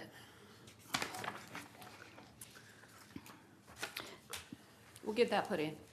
That's the Right. only thing, that's the only thing that's missing at the bottom. Okay. All right, I have a motion by Maggie, and it was seconded by, sorry, I didn't write it down. Maggie, or Cheryl, do you have who seconded it? I second it. Janie, that's right, I'm sorry. That we approve a resolution regarding the use of common area for certain improvements. The voting is in progress.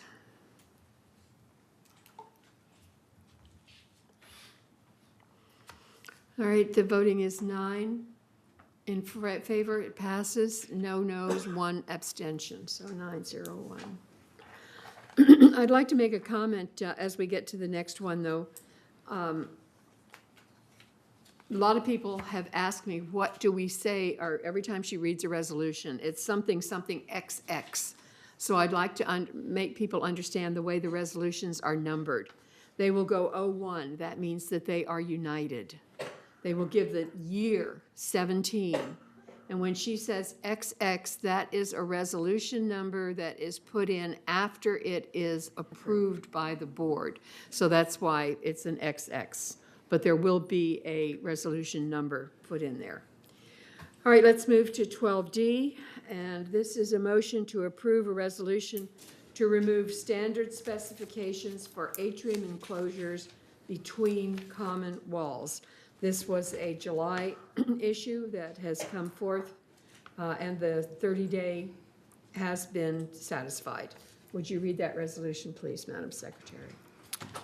Resolution 0117XXX, variance requirement for common wall enclosure of atrium.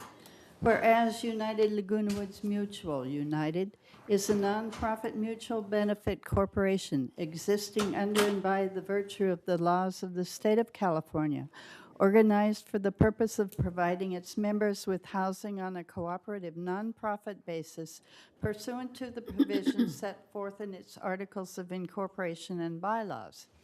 Whereas United, through its volunteer board of directors board, is responsible for management, maintenance, and administration of a residential stock cooperative common interest development under United's governing documents, which include without limitation the articles of incorporation, bylaws, occupancy agreement, operating rules, and board resolutions, which grant United the authority to manage and govern the affairs of the properties within United.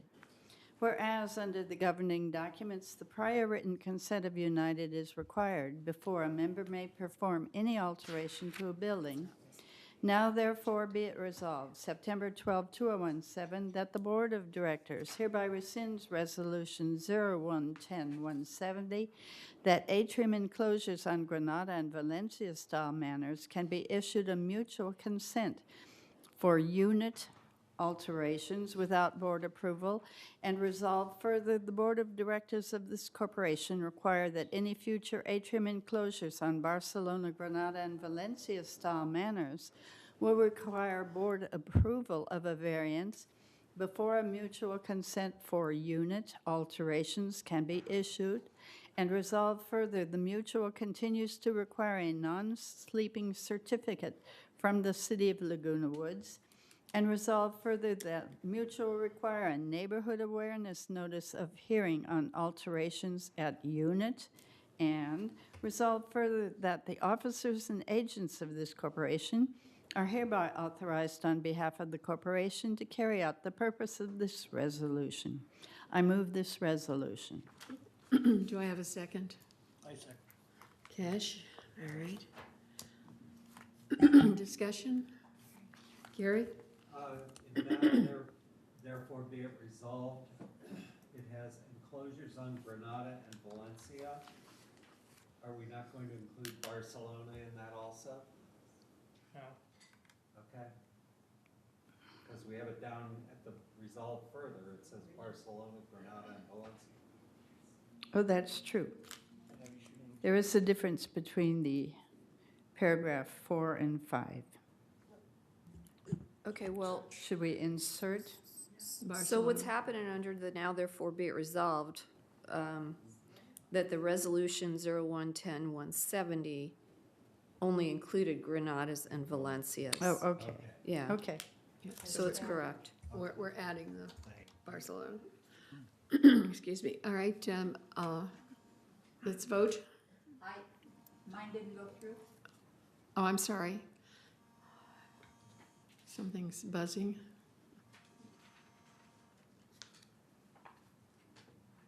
Okay.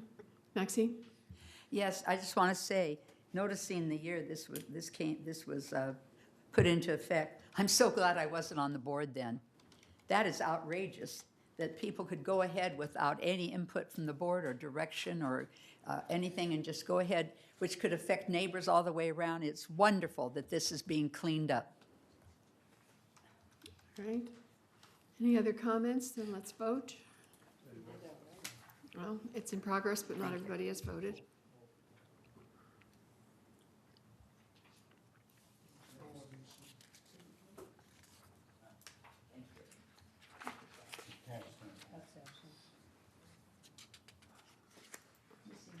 I'm still missing one. Who hasn't? She's not here. Oh, that's right. I'm sorry, she had to step out.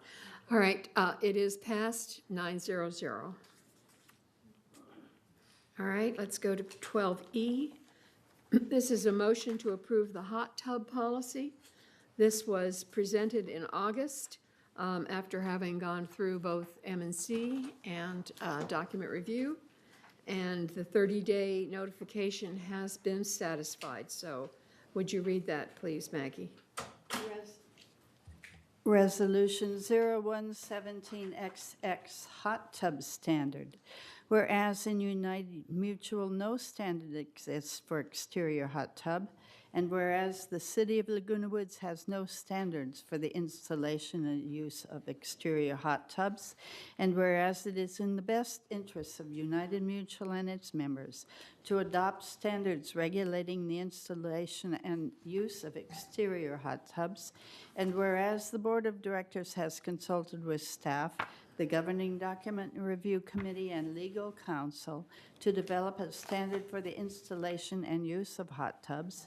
Whereas the standard specifically prohibits hot tubs in atriums with common walls and on balconies.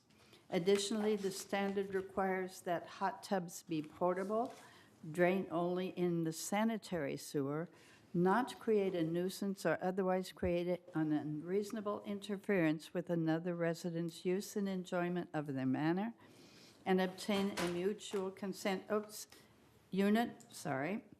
and obtain a mutual consent for unit alterations.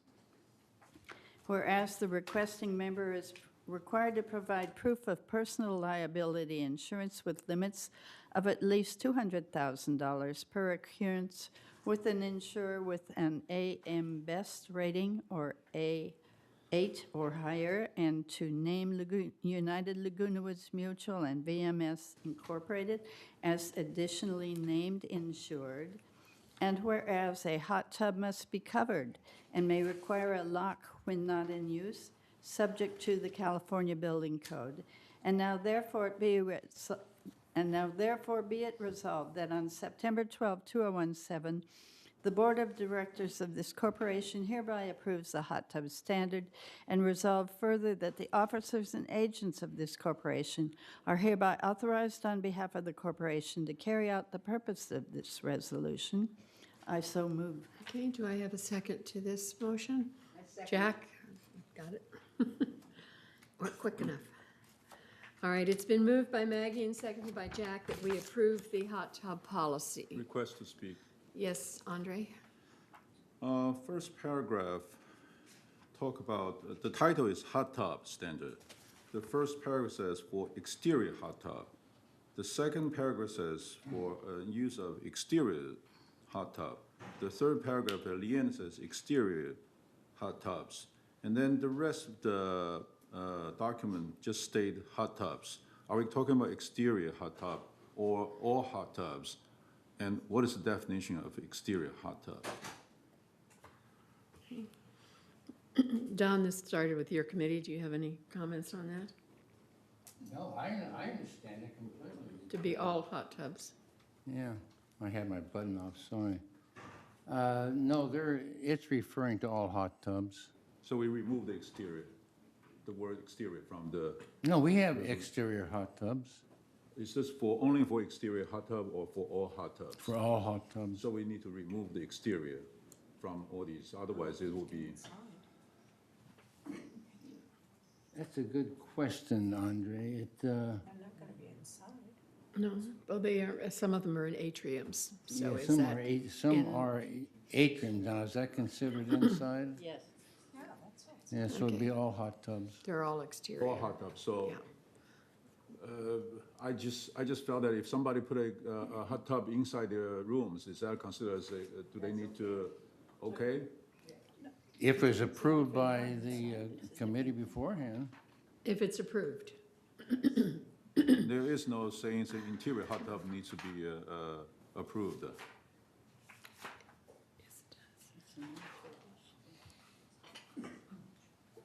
I'm not sure what the confusion is. I think maybe Andre wants to amend Yeah, the just- resolution to add the word exterior to the title. Either put exterior in front of hot tub throughout this document or remove exterior from this document. If it's meant for all hot tubs inside the room, inside the bedroom, inside the living room, or inside the atrium or on the balcony. There are a few choices there.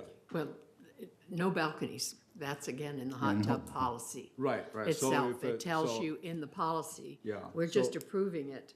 I'm not sure The we resolution is consider- to approve the policy. Yeah. And the policy specifies where you can have it and where you can't. I'm not sure whether atrium, enclosed atrium considered exterior or. Doesn't have to be enclosed. So enclosed atrium doesn't need this kind of, need to follow this resolution. Yes, it does. So it's all hot tubs. It's all hot tubs. It's all hot tubs. So we need to remove the exterior. Remove the word exterior. Yeah. Gary? If you have a single bathtub in the house, which is a hot tub, then it doesn't apply, so, I think we're going a little far here. Well, we do have walk-in tubs, and we have tubs with jacuzzis in them and things like that, and that is not covered by this. That's why This is if we- just the if we regular use that one language. hot tub, and that's not what the other is, so. All right, I have a motion by Maggie, and it was seconded by Jack. Would you all vote, please? What are we voting, with or without exterior? We're taking off exterior, it's just saying hot tubs. Hot tub policy.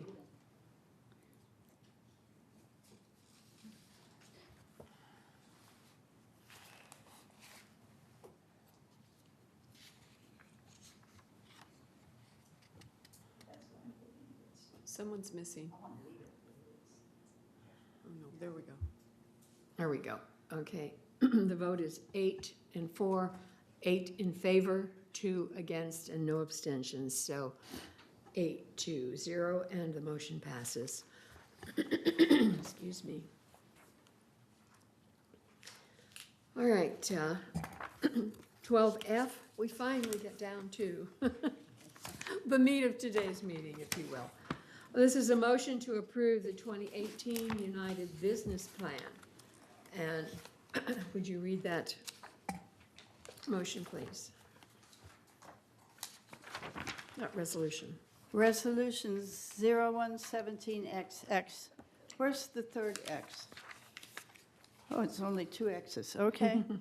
Resolved September 12, 2017, that the business plan of this corporation for the year 2018 is hereby adopted and approved, and resolved further that pursuant to said business plan, The Board of Directors of this corporation hereby estimates that the net sum of $38,353,089 is required by the corporation to meet the United Laguna Woods Mutual operating expenses and reserve contributions for the year 2018.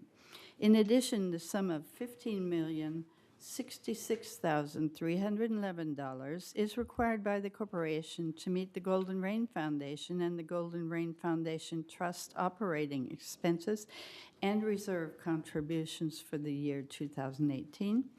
Therefore, a total of $53,419,400 is required to be collected from and paid by the members of the corporation as monthly assessments.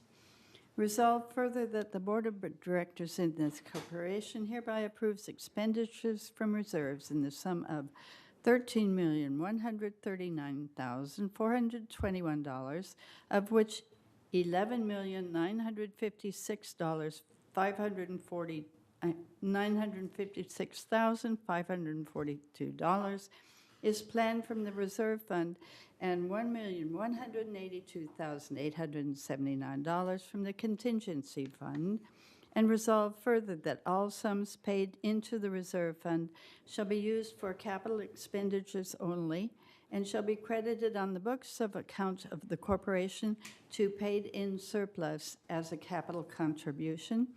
And resolve further that the Board of Directors of this corporation hereby determines and establishes monthly assessments of the corporation as shown on each member's breakdown of monthly assessments for the year 2018, and is filed in the records of the corporation, said assessments to be due and payable by the members of this corporation on the first day of each month for the year 2018. And resolve further that the officers and agents of this corporation are hereby authorized on behalf of the corporation to carry out the purpose of this resolution. I so move. I second it. Thank you. It's been moved by Maggie and seconded by Pat. I'd like to make a comment to our residents that are looking in. There are just a few left in the room. This means that there will be an increase of $6.86 for United's capital budget for this next year. As you know, we have a lot of infrastructure things that need to be taken care of that have been kicked down the line for a long time, that have now come to fruition, and so we do have to have a little increase. There is also an increase of $4.96 for GRF. We pay both. That means that your monthly assessments, starting in January 2018, will go up a total of $11.82 per manor per month. Do I have any other comments? Cash? On the third from the bottom, resolve further, you're talking about reserve fund shall be used for capital expenditure only. But some of these expenditures are also used for maintenance. That's according to this operational. report. According to this, some of these are maintenance costs. We have a 30-year reserve plan that takes things out at a certain time for maintenance, as we have planned for 30 years. So that's fine then. Yes. Okay, any other comments? Andre?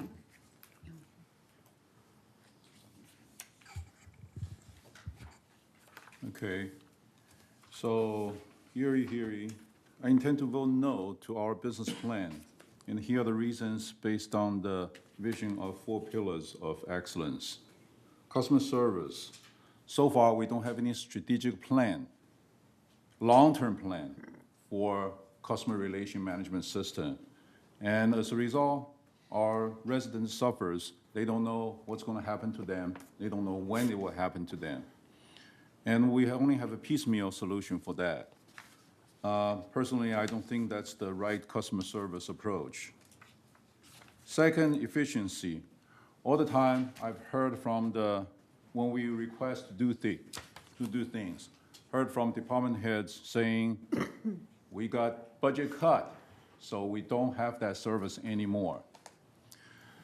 We've been looking for efficiency improvements in this community and from the VMS. However, it seems like the efficiency is not there. We reduce our budget because of service cut. That's not efficiency improvement. And I hope we have some efficiency improvement and measurements. Accountability. And at this point, a lot of the staff responding to this is just say no. And no one's responsible for answering and provide solutions to the requests of board directors. I don't care. I really don't mind if you say, no, we cannot do it because, and provide the reason behind that. But just say, no, we don't want to do that because we don't have budget. You're not doing the management side of this business. And communication. I heard too many good news during the board meetings, but I heard even more complaints during the one-to-one at the clubhouse talking to many residents. So I'm kind of wondering what happened. However, I don't have any measurement, no statistics telling me otherwise. So I'm kind of confused at this point. Who's accountable for that? Who's communicating that side? Why are the residents still complaining about no services? Some of them say it's the residents probably don't know what's going on. That's exactly, we don't have too much communication. We need to improve our communication. I know this is just more of a symbolic vote, but I will vote no to let VMS know that some of the residents are not happy with the service at this point. Thank you. I have one more request to speak. Well, you didn't press your button.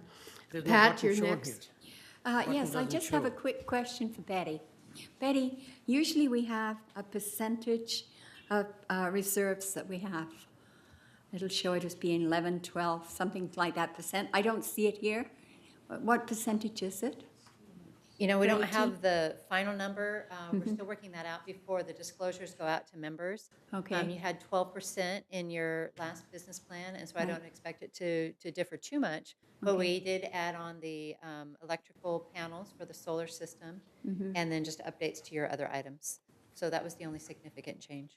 Okay, so it's going to be right around that 12% then? Yes. Thank you. One All right, Cash. On 1 to 3rd resolution, resolved further, you're showing plan from reserve fund and 1,182,879 from contingency fund.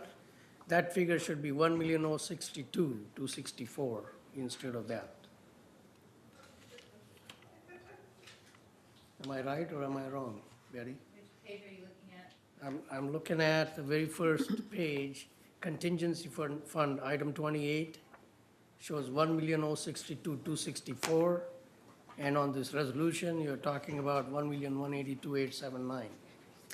The resolution is authorizing expenditures from the fund, which are shown on page 10 of 12 for the agenda item, 2018. So we're expecting about 1,182,879 to be used as expenditures, and those are primarily for those items that fall below the insurance deductible.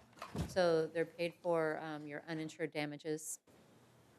Okay. So on the front page, what you're seeing is the amount of money you're putting into reserve. But the resolution is authorizing the expenditures from on that second paragraph. Thank you, Betty. Any other comments? All right, let's commence voting. Cheryl, can I have a voting screen on this, please?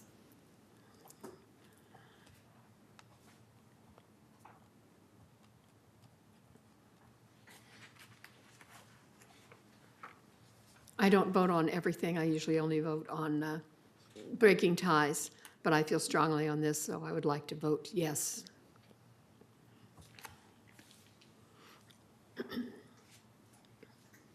So it passes 10 to 1 to 0 abstentions. All right, let's look at 12G. This is a motion to approve the 2018 United Reserve Funding Plan resolution. Would you read that resolution, please, Madam Secretary? Resolution 0117XX, 2018 Reserve Funding Plan. Whereas Civil Code 5570 requires specific reserve funding disclosure, statements for common interest developments, and whereas planned assessment or other contributions to reserves must be projected to ensure balances will be sufficient at the end of the year to meet the corporation's obligations for repair and/or replacement of major components during the next 30 years, now therefore be it resolved September 12, 2017, that the board has developed and hereby adopts the reserved 30-year funding plan attached with the objective of maintaining reserve fund balances at or above a threshold of $10,400,000 while meeting its obligations to repair and/or replace major components, and resolve further that the officers and agents of this corporation are hereby authorized on behalf of the corporation to carry out the purpose of this resolution. I so move. I second. Okay, moved by Maggie and seconded by Maxine. Okay, I might also point out to our residents that our threshold of 10 million plus is more than the other corporations have. We have set our threshold higher because we feel it's important that we have a good reserve fund. And we definitely are meeting that with this reserve plan budget. Okay, any other comments? If not, commence voting, please. And again, Cheryl, I'd like to vote on this, yes.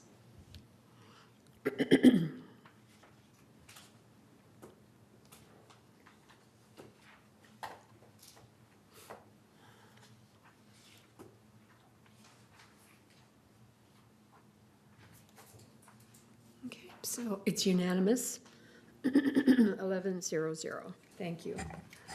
There's been a lot of hard work that has gone into this budget and this reserve plan, and I want to thank the members of the board who have come to all of the many, many meetings that we have had, their input, and certainly to staff, Betty and her staff, for all the information that they have provided for us. So thank you.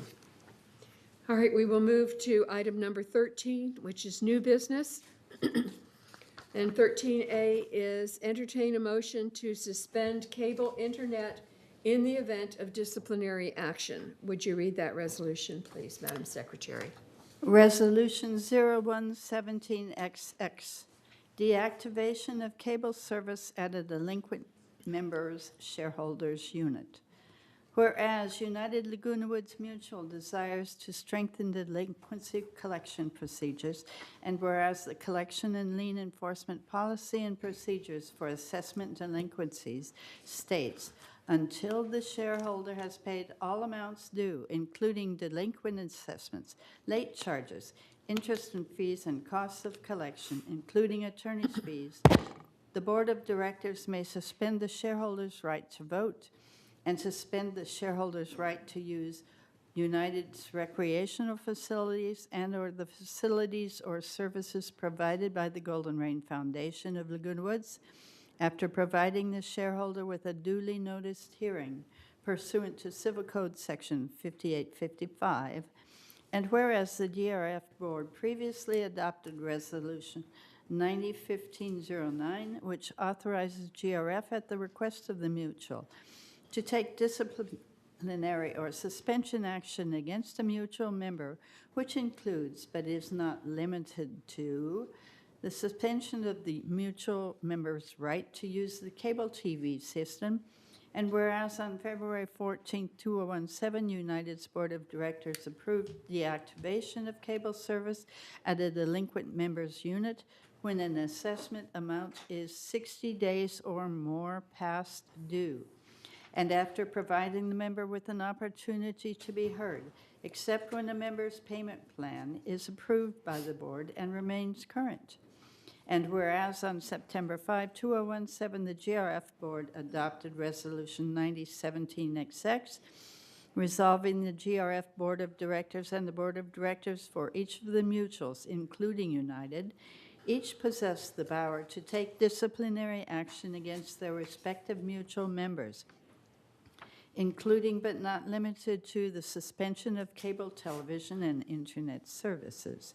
And now therefore it be it resolved, the United Board of Directors may suspend cable television and internet services provided by the Golden Rain Foundation of Laguna Woods after providing the mutual member with a duly noticed hearing pursuant to the Civil Code Section 5855, and resolve further that the officers and agents of this corporation are hereby authorized on behalf of the corporation to carry out the purpose of this resolution. I so move this resolution. Do I have a second? Don, thank you. It's been moved by Maggie and seconded by Don that we approve this motion to suspend cable internet in the event of disciplinary action. Now, we have to postpone this 30 days, and I will mention again that we're going to have an open board meeting on October 17th, since our annual meeting does not do business, and we don't want to put this all the way off until November. So we will look at this for final vote at that time. Cash? One thing, we don't specify what's the minimum amount before we turn these services off. Is it mentioned somewhere else? It says 60 days. It depends. It varies with No, if everybody. it's like 50-day Anything fine. that is overdue by 60 days. Yeah, but if somebody has a 50-day fine for something overdue by 60 days, are you going to cut his service? Yes, we are. So there's no It doesn't minimum matter amount. the amount, it matters the timing. We have people that just ignore fees, not just association dues, but whatever, because there is no consequence to not paying it. And I so see. this Okay. is the consequence. Thank you. All right, would you commence voting, please?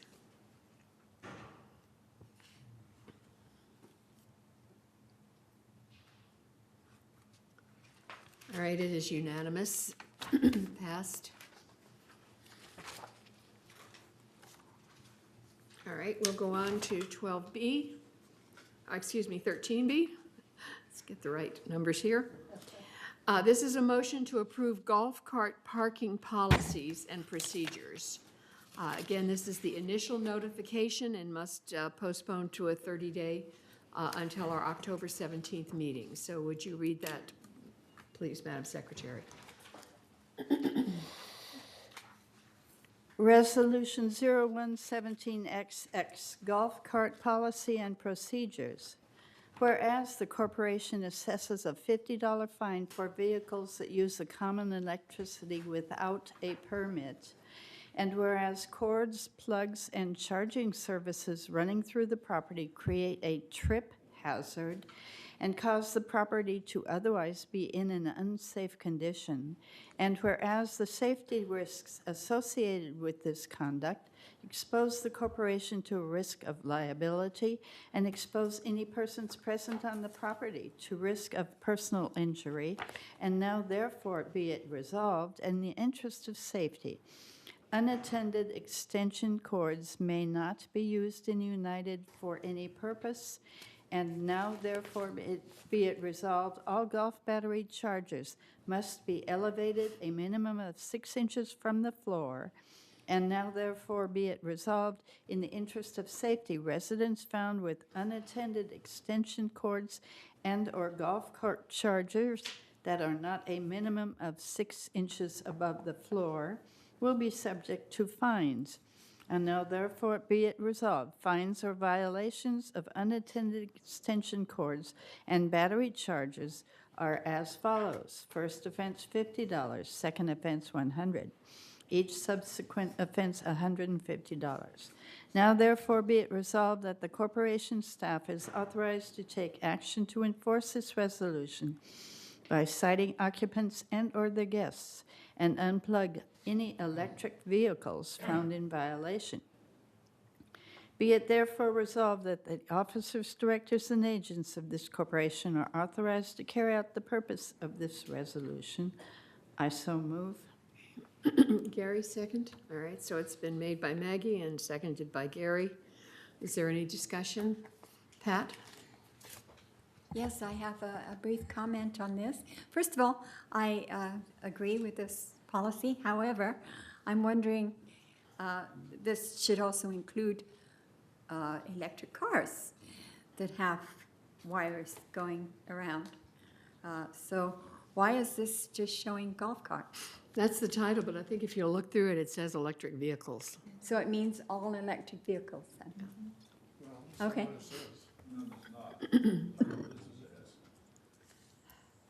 But the resolution itself, down at the bottom, says electric vehicles.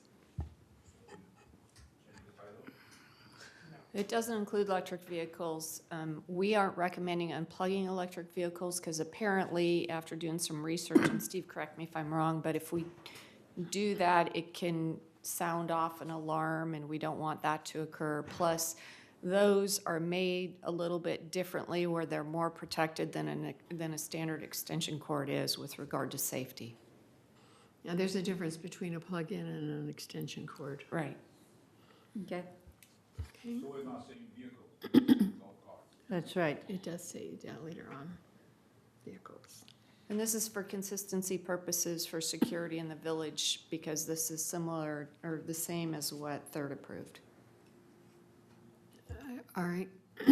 Cash? My quick comment here is, after each subsequent violation, $150, we should somehow mention that it can even include removal of their, renewing their release. Because, somebody can keep on doing it. That's true, and when they get a letter with a fine, et cetera, it brings them to a hearing. And at the hearing, they're told if they continue to do it, it could lead up to our pulling their membership or not renewing their lease. But I don't think we need to put that in the policy. That's in our compliance things. Andre? The question I have is, I don't have a golf cart or electric car vehicle, so maybe the answer is already there, but I just don't see it in this resolution here. What if somebody parked the golf cart inside the carport and just plug in from the wall? Will that be, they have to be above the ground, the cables above the ground, so that That's what we're applies that talking about. solution It's in the too? carports. Okay, okay. As far as Cash's observation, it's very good, and I would like to see that the third offense, each subsequent offense will be $150 plus subject to additional disciplinary actions. That will probably, otherwise we have no additional, just $150. That's my comment. All right. Maggie? I believe our recently passed resolution ordering a cutoff of cable TV and internet services should handle the continual offenders. Thank you. Okay, Don? Yeah, I have a question. In fact, I asked a police officer about this, and he didn't have the correct answer. He didn't know the answer. I got a ticket or a citation reminder 3 or 4 weeks ago about an extension cord. The cord that he was referring to was a cord from the battery charger to the golf cart. Now, is that considered an extension cord? I asked the officer, he didn't know. But I wouldn't think it would be, but I got a citation for it. Then I got a citation also for the battery charger not being 6 inches off the ground. The battery charger was locked up in a cabinet. It was 18 inches above the ground, but in a locked cabinet, you couldn't see it. So I was concerned about that, and the clarification on the extension cord. Does that include the cord from the battery charger to the golf cart? And the officer didn't know, and so that should be clarified. Okay. Can anyone answer that? Steve? Yes, you know the, oh. Yes, you do. The prohibition is for extension cords unattended. The second part of it is for having chargers, golf cart chargers, which are not elevated at a minimum of 6 inches off the ground. So in both of those examples that you just gave, that was an error by security. I would think so, yes. And this is something that needs to be addressed with Chief Moy and his staff. I believe they now have this clarified because the adoption by third had a similar concern, and I believe that that was clarified. So the warnings were supposed to be issued, courtesy warnings, basically. Oh, until- it right. was a courtesy. Right, yeah. exactly. So, of course, if anyone in any situation receives a notice of violation, which is erroneous, then that goes back to compliance through disciplinary hearings and would be The considered. traffic hearings. Traffic hearings, okay, in this situation, and then would be resolved there and just dismissed in the event that it was an officer error. Yeah, but I don't think we would have to go to that extent. If you have a clarification, I think an extension cord is a cord to extend the existing line. Right, that's what the policy is. Yeah, and that No should be- unattended be extension clarified. cords. So if a security officer makes a mistake in writing a citation, then there has to be a process for precision. Right, and this is something we should take to the security department for further training on their officers. And that has been mentioned. Yeah. All right, Pat, you're next. Did you request to speak? I withdrew it. Okay. I did. Maxine? Yeah. Just extension cord means to lengthen further the original cord. And if you're not lengthening further the original cord with an additional cord, you're not using an extension cord. That's why I'm wondering if that should be clarified in this resolution before we adopt it. It would prevent some concerns. I don't know. Where would we put that? It's written clearly. Now therefore be it resolved in the interest of safety, residents found with unattended extension cords and/or golf cart chargers that are not a minimum of 6 inches above the floor will be subject to fines. Those are the only two conditions. If you're using an extension cord or you're charging a golf cart and the charger is not 6 inches off the floor. Those are the only two conditions Right, for the but violation. That covers The cord from the golf cart to the battery or to the plug-in in there are not an extension cord. Correct. Yeah. It would be an extra one. All right, Cash, you're next. I have a kind of concern here. If you're going to put that electrical unit, the charger, inside a cabinet, it could sometimes lead to fire because those units can get hot. It should not be enclosed. It should be in the open. The We're golf just cart charger. asking that it be 6 inches off the floor. We're not saying that it has to be in a cabinet. Yeah, but see, his is enclosed in a cabinet. And I have personal experience that these can, I know, it's been there 18 years, I and no have too. problem. Those I know, cabinets but get a lot of air in there. I'm just telling you what happened to me in making of an electrical bus. So Okay. Yeah, If I All could right, leave it out, okay. it'd be ripped off. I put my name down again. All right, well, wait, I'm sorry, you got to the end of the list again. That's right. Next is Janie. I just withdrew. All I right, withdrew because that was my comment. Cash was, I've heard of a fire in a cabinet caused by a battery. And so I just wondered, didn't look like we cover that here. okay.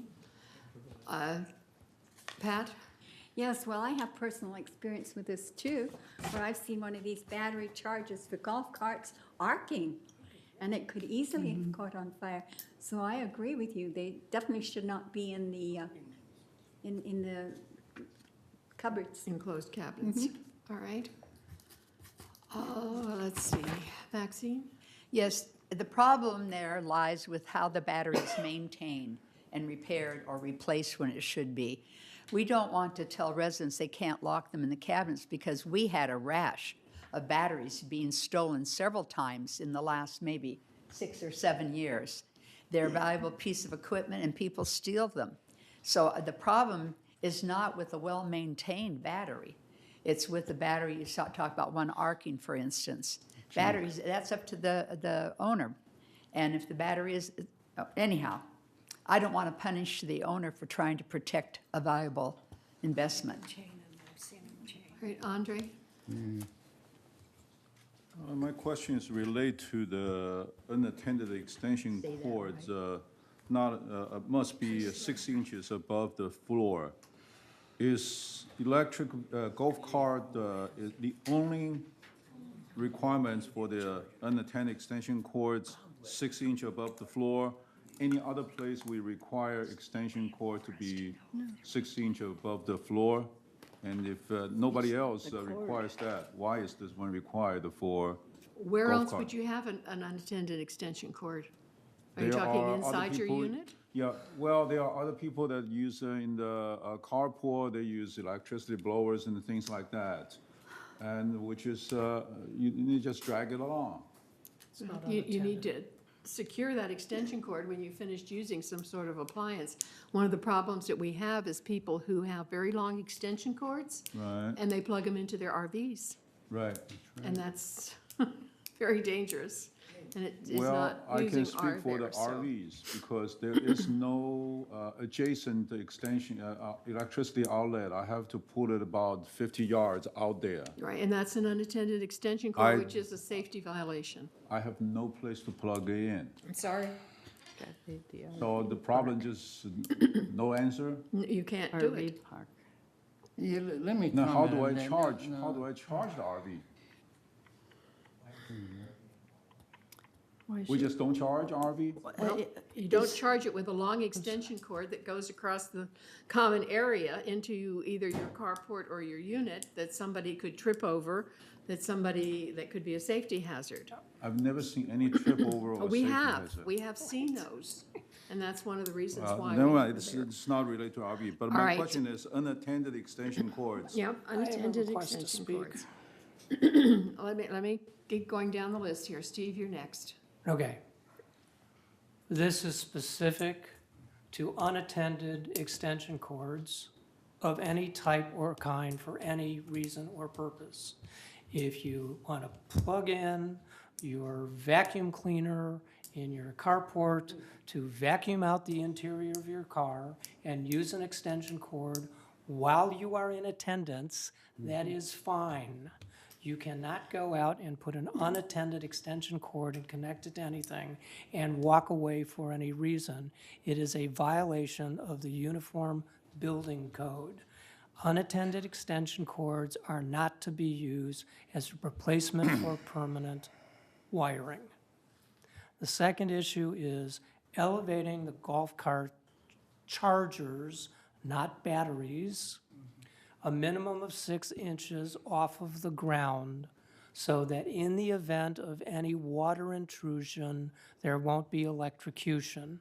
As far as putting a golf cart charger in an enclosed cabinet, most likely there will not be sufficient length of cable from the back of the golf cart charger to the plug to allow you to plug into the outlet, at which point you would have an extension cord, at which point you would be in violation. So under extraordinary circumstances, in my experience, does a golf cart charger have a factory-connected cable from the back of the transformer inside the charger to the plug that goes in the wall that would be of sufficient length to have it housed inside a cabinet? If you would like someone to address that issue specifically about not having golf cart chargers enclosed in carport cabinets, that is something that we can consider in one of the committees and make a separate resolution. But this resolution is specific to unattended extension cords for any use, and golf cart chargers being a minimum of 6 inches off the ground. That is the sole intent of this. Yeah. All right, Cash? Did you have a comment? You are right, but what happens when you don't service a charger? You get cobwebs and everything that can shorten, can create arcing. And that's why I'm saying they should not be in an enclosed cabinet. Hence my remark. And he's using it Take it right to now. a committee and bring it up. He's using it right now, for- that's why I mentioned it. Bring it to a committee, express the concern, and see if the committee wants to write a new regulation under policy and procedure eliminating and restricting the use of chargers so that they cannot be used in cabinets. Let's not confuse the issue before us today with a separate issue. Janie? I call for the question. All right, it's been, Excuse me, I'm sorry, Mary, yes, you did have a card that we need to. Mary Stone? Mary Stone, 356C. Yes, I think that instead of saying golf cart policy and procedures, that you should rename it to use of the common electricity policy and procedures, number one, because it shouldn't be restricted to just golf carts. It's the use of the common electricity that you're discussing here, not necessarily golf carts when you're talking about extension cords and other things. So that's number one. Number two, I also felt that you have neglected to put in the now therefore be it resolved that the Board of Directors adopts this policy and procedures and the date, because I think it's very important to put that in the resolution, to know when was this resolution, adopted. And the fact that you did adopt, it's adopted by the board. So that needs to also be put into this resolution. Thank you. All right, Andre, one more time. Well, I'm just, based on Steve's talk, this policy is for golf cart only.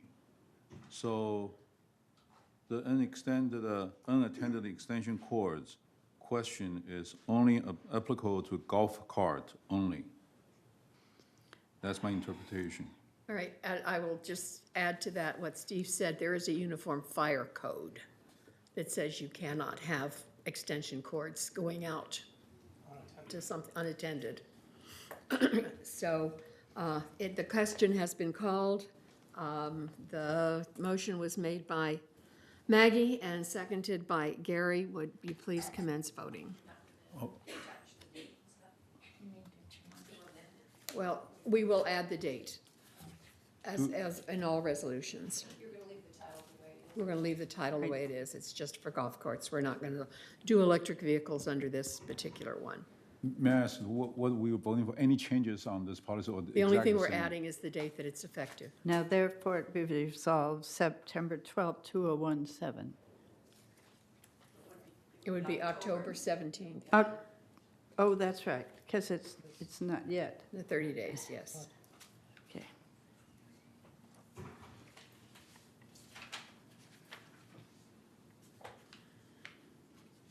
Need one more vote. There we go. Okay. It passes 8 in favor, 1 against it, and one abstaining. So 8-1-1.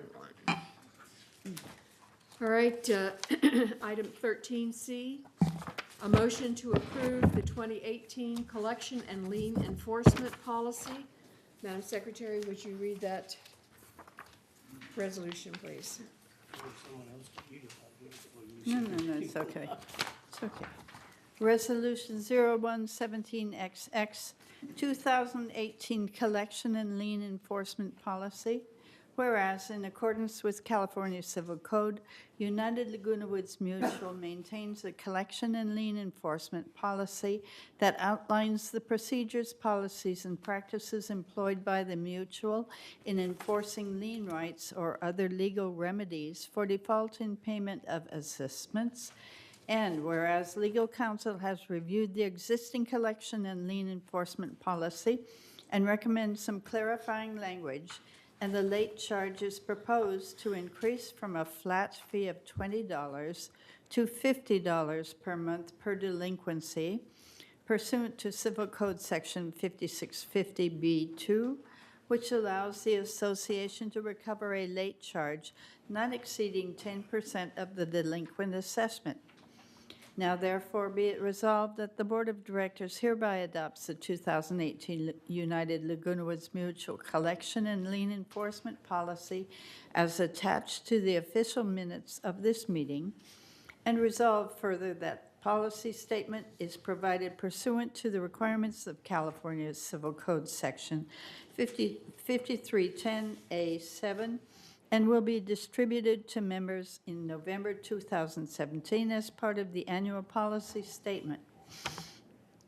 Resolve further that the officers and agents of this corporation are hereby authorized on behalf of the corporation to carry out the purpose of this resolution.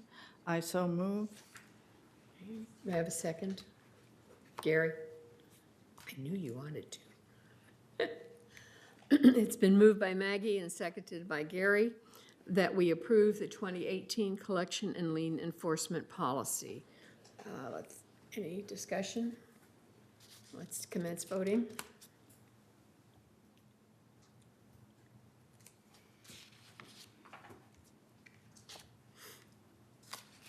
All right, it is approved unanimously. And last but not least, under new business, we have a motion to approve amendments to the financial qualifications policy for consistency with the bylaws. Would you please read that policy for us, Madam Secretary? And just the resolution, we don't need all of the policy.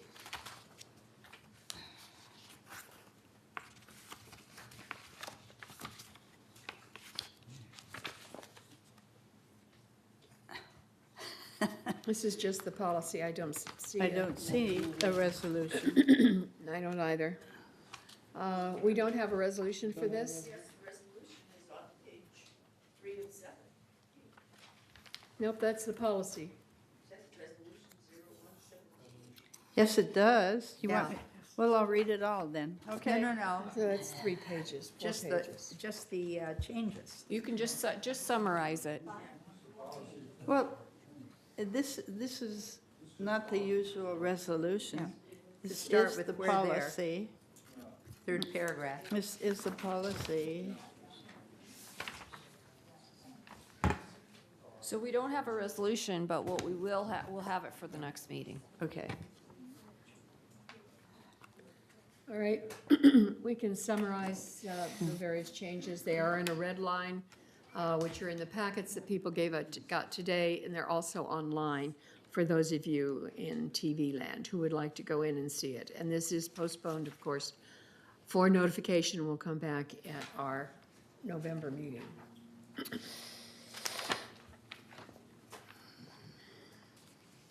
I don't see any dollar amount changes. There's some very changes to wording, for instance, Mary, changing manners to units. And also shareholders should be capitalized in all instances. Right. Units Maybe should I should- also be capitalized. That won't hurt. Okay. Those are just, Juanita?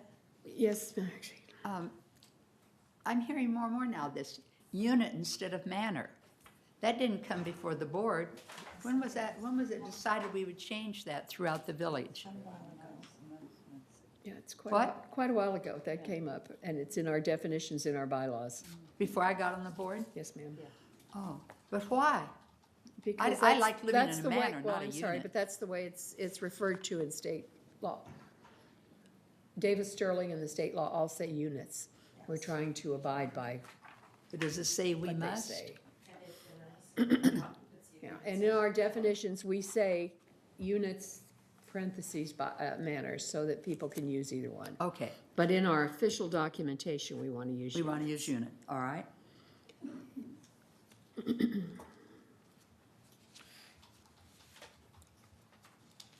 All right, Do you want to read the changes, or do you want me to?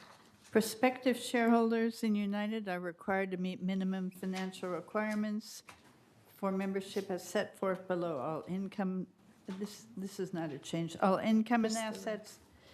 Okay, if there is more than one prospective shareholder, income and assets can be calculated collectively if each is eligible to reside. Once a shareholder member has qualified within United, said shareholder need not requalify for purchase of a replacement unit as long as the person or persons in whose name the membership stock certificate remains the same. Membership applicants to United are required to submit a completed financial statement credit information form together with satisfactory verification of identity, income, and assets. The only substitution, let's see, these are just, prospective shareholders shall submit from a recognized current credit reporting agency a full credit report and FICO score dated within 60 days of application. We would like to add there prior to application, so it's not 60 days afterwards. That's unclear. Oh, prior? Mm-hmm. So we're striking within and we're putting prior to? Within 60 days prior to Within- application. Within 60 days prior. It has to be part of the application. Okay, to application. Right. I believe what you want to say there is a full credit report and FICO score issued no more than 60 days prior to the Instead application of date. dated, change dated to Well, issued. Well, I have issued no more than, but you could say dated no more than 60 days prior to the application date. Well, it says dated. Well, it says within 60 days, so if I make an application today, I can give you this in 60 days. Later. That's why I said we Yes. added prior to. Right. Right, dated 60 days prior to. The Yes. application. Right. There you go, thank you. All right, Okay, Up here, then. transferees. Prospective shareholders and transferees must provide satisfactory verification of income of at least $36,000 per year at the time of purchase. Guarantors may guarantee the financial obligation of only one membership.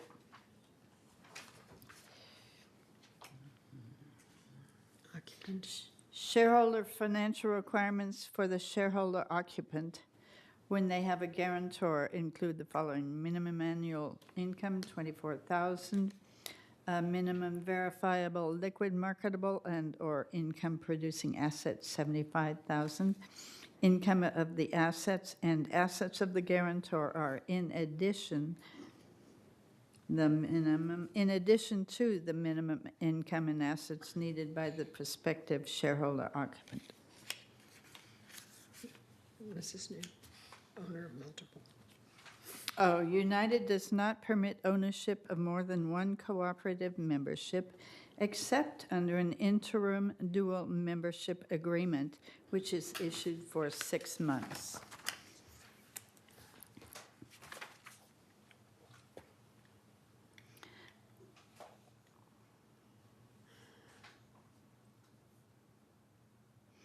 Shareholders who purchase a replacement unit do not have to requalify financially for membership if there is no change to the membership vesting and the dual interim agreement is in effect.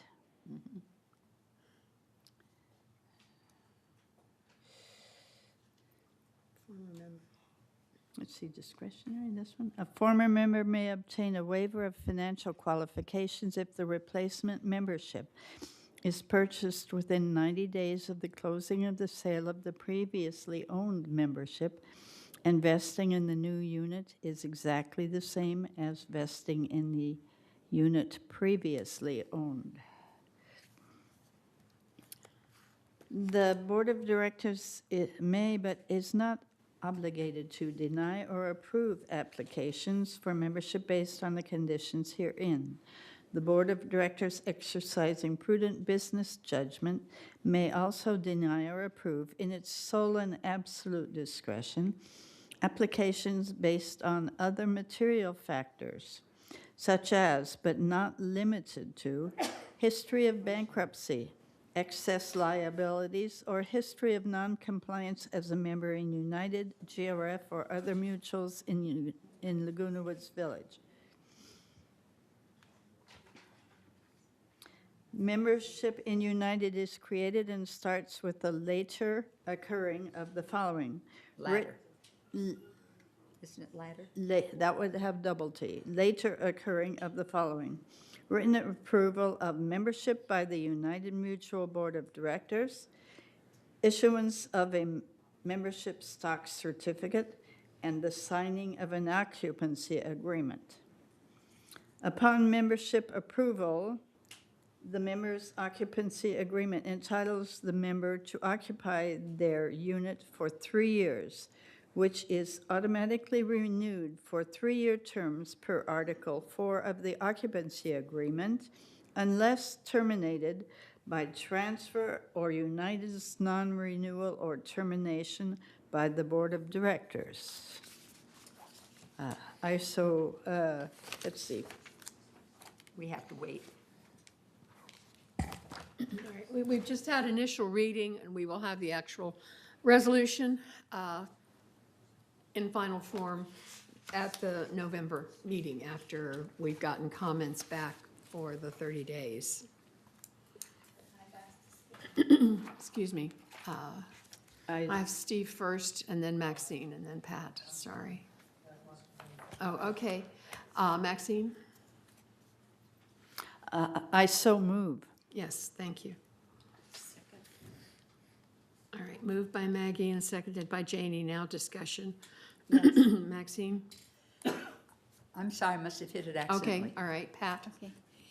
Yes, I would like to amend this resolution to read that it needs further study. It should go back to committee, and the Finance Committee should get to review this before it comes to the board. Thank you. Is there a second? Will anyone second that?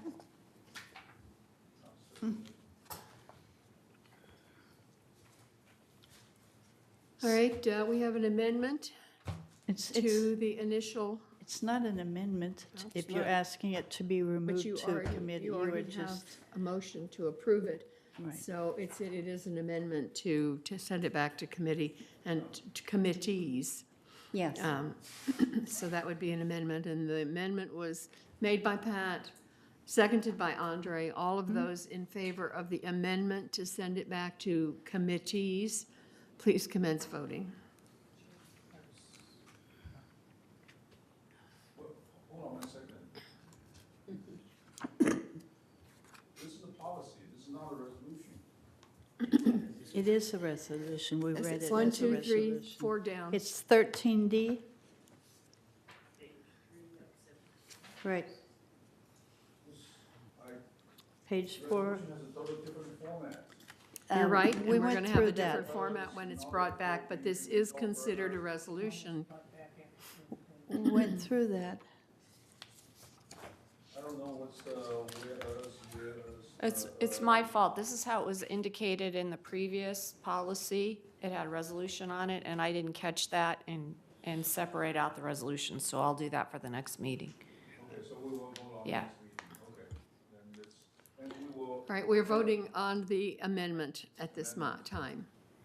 Would everybody please vote on the amendment to send it back to committees?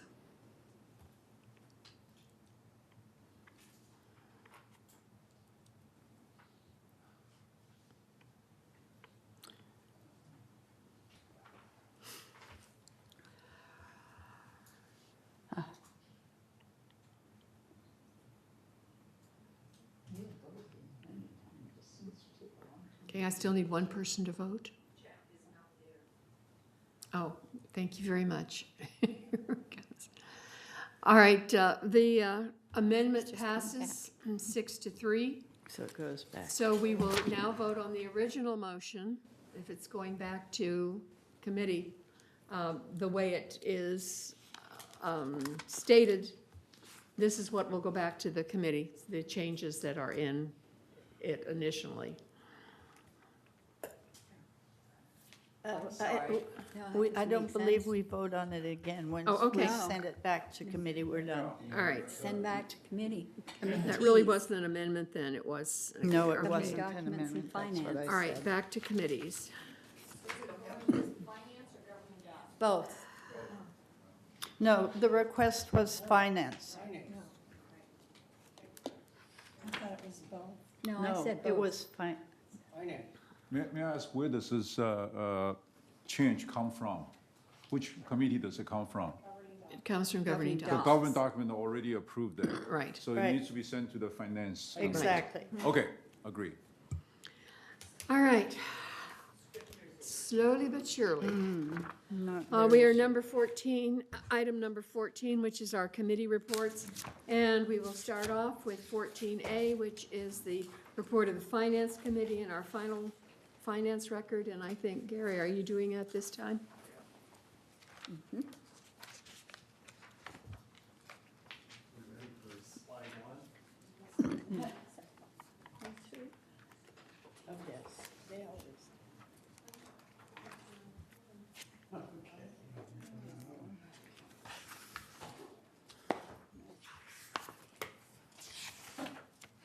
Yoo-hoo, upstairs.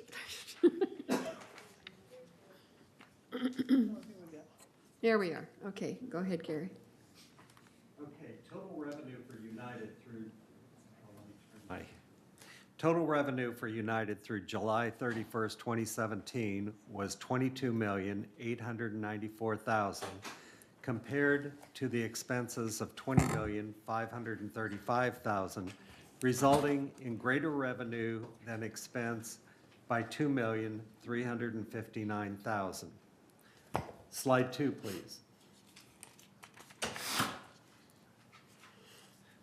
Through July, United Mutual was better than budget by $2,864,000, primarily due to timing and fewer expenditures of reserve programs, and such as waistline replacements program, the work started in late May, building structures, fewer replacements, roof replacements, work started in late May, paving work scheduled for the late third quarter. The favorable variance in these programs was partially offset by an unfavorable variance in compensation and related expenses. Resolution 01-17-25 approved unbudgeted expenses of $350,000 in landscape division to complete the tree trimming cycle in 2017. All United scheduled tree work was completed by July. Staff anticipates minimal off-schedule tree work for the remainder of the year. Slide 3, please. On this pie chart, we show the non-assessment revenues received to date of $704,000 by category, starting with our largest revenue-generating category, interest income, followed by laundry revenue and resale processing fees. Slide 4, please. On this pie chart, we see the expenses to date over $20,500,000, showing that our largest categories of expense are for compensation and property taxes, followed by utilities and outside services. Slide 5, please. The reserve balances on July 31st, 2017 were just over $22.6 million. Year-to-date contributions and interest to reserves were $7,148,000. Year-to-date expenditures were $4,930,000. In addition, our leases, we had 497 compared to 521 last year, so we're down 47. This amounts to 8% of our, I have manners, units that are leased.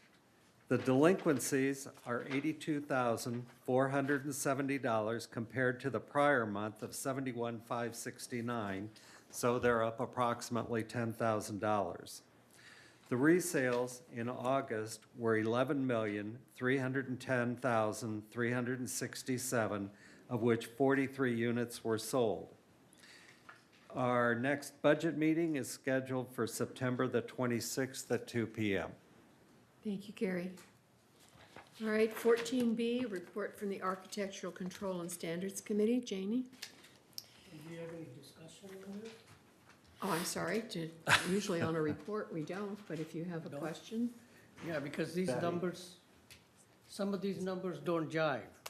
If you take your first slide, the number 22,894,000, if we divide that by the number of units, 6323, and divide that by 7 months from January to July, that comes to $517,000 per manor. I think our manor charges per manor is more than $517,000 per month. Okay, we'll talk about it in the finance committee with the next financials. We'll break out that detail for you. Any other discussion? All right, Janie? Thank you, Madam President. At the Architecture Control and Standard Committee meeting, we welcomed our new Kurt Wingman, who is in charge of permits, inspections, restoration. He's the manager to the Architectural and Control Standard Committee.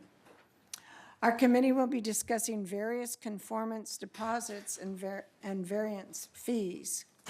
We are working with staff to revise the guidelines for altering and also upgrading your manor. So my question to you is, what happens if you try to sell your manor without a building permit? It was discovered that a manor was on the market without an alteration permit from Property Services or a building permit from the City of Laguna Woods. Staff will, and if this happens, staff asks the city to require a structural analysis of the resident, hold a member hearing for the unauthorized variances, ask United's legal counsel to give his recommendation, and ask the city if the manor may remain unoccupied until everything was resolved. Please, when you're doing alterations, get your alteration information and permit from Laguna Woods Building Permit Department and also the City of Laguna Woods. This alteration problem happened because of when you get ready to sell your property, you have an inspection. If you did not have a permit, you have some real problems. This is really required, it's code, there's nothing else I can say except be sure you get permission for alterations at the alteration counter with a permit from Laguna Woods and also the city permit. So be sure if you're thinking about upgrading your manor, please talk to Property Services, the permit window, and see what is necessary for the steps for a successful upgraded alteration. Our next scheduled meeting is September the 26th. I might point out to Madam Chairman, the word unit, not manor, in your reports. Excuse me. And second, Your unit. Your permits must be posted in the window of your unit whenever work is being done. All right, next report is from Maintenance and Construction. Don? Yeah, thank you, Madam President. We have 16 projects ongoing, and I'll comment on a couple of them. The paving program was just completed in the cul-de-sacs, and I would like to thank the residents for moving their cars on time and really helping. It made a smooth program. One of our most expensive ongoing projects is the epoxy waistline remediation. That's $1.5 million. We are on task on that. Whenever a resident wants to update their manor and includes plumbing, we are requiring that they do an inspection of their waste lines. And so that is increasing the workload on staff a little bit. Walkway lighting, we get a lot of requests for this. And remember, we don't put in lighting to increase the light like it's daytime. We use it just so you can go from one bollard to another one for your safety. And we do a lot of checking before we install those. In the past, a couple of them have been installed. Then we get complaints from the neighbor that the light is shining in their bedroom. So we're really careful in what we do on that. But we are checking out all of the areas. We are adding some additional ones where needed. Our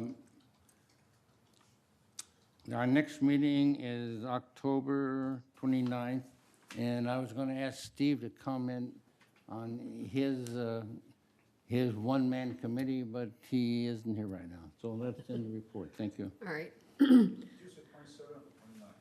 The document says 27. Next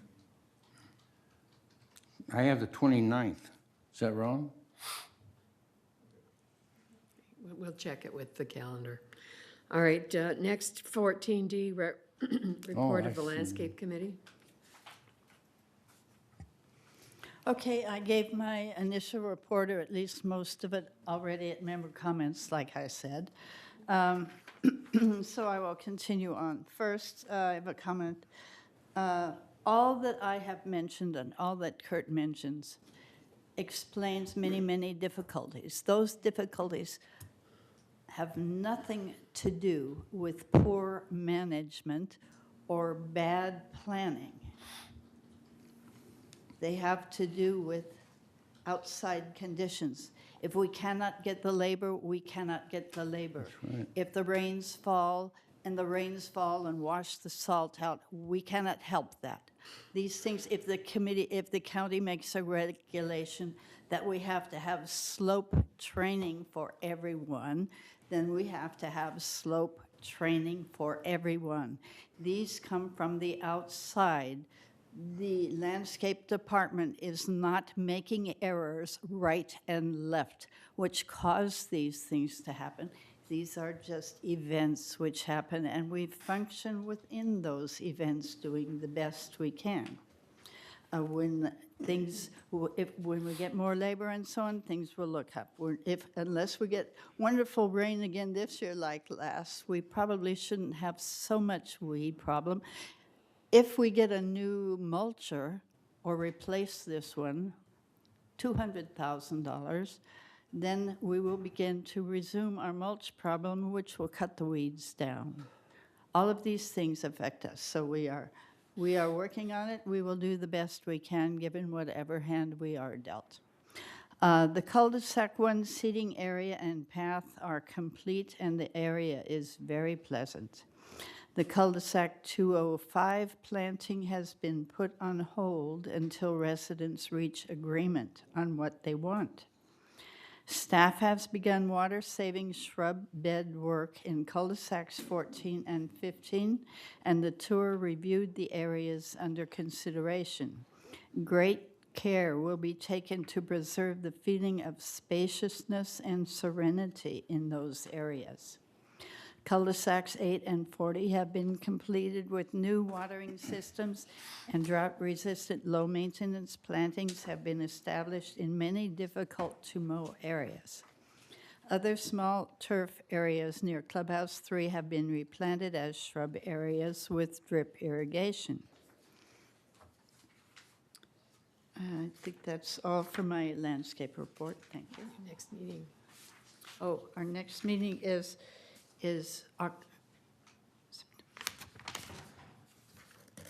October, wait for it, October 13th at 9 o'clock in the morning. We're resuming a 9 o'clock meeting so that when we go out on the visitation, it isn't 4 o'clock in the afternoon. Thank you. Thank you, Maggie. 14E, report from the traffic hearings. Don? Yes, the number one offense remains going through a stop sign and followed by speeding. And we still have a problem with a lot of people driving without a license, same as every month. And without a license, you don't have insurance, and we are reporting those residents to DMV, and they, with a follow-up and a very, very stiff fine. Kind of interesting, we have these residents come in for going through a stop sign, they swear up and down that they made a full stop, and they don't realize that we make videos, or the officer has a video of every incident at every corner when they're parked there. So that is shown, and they automatically walk out and pay their fine.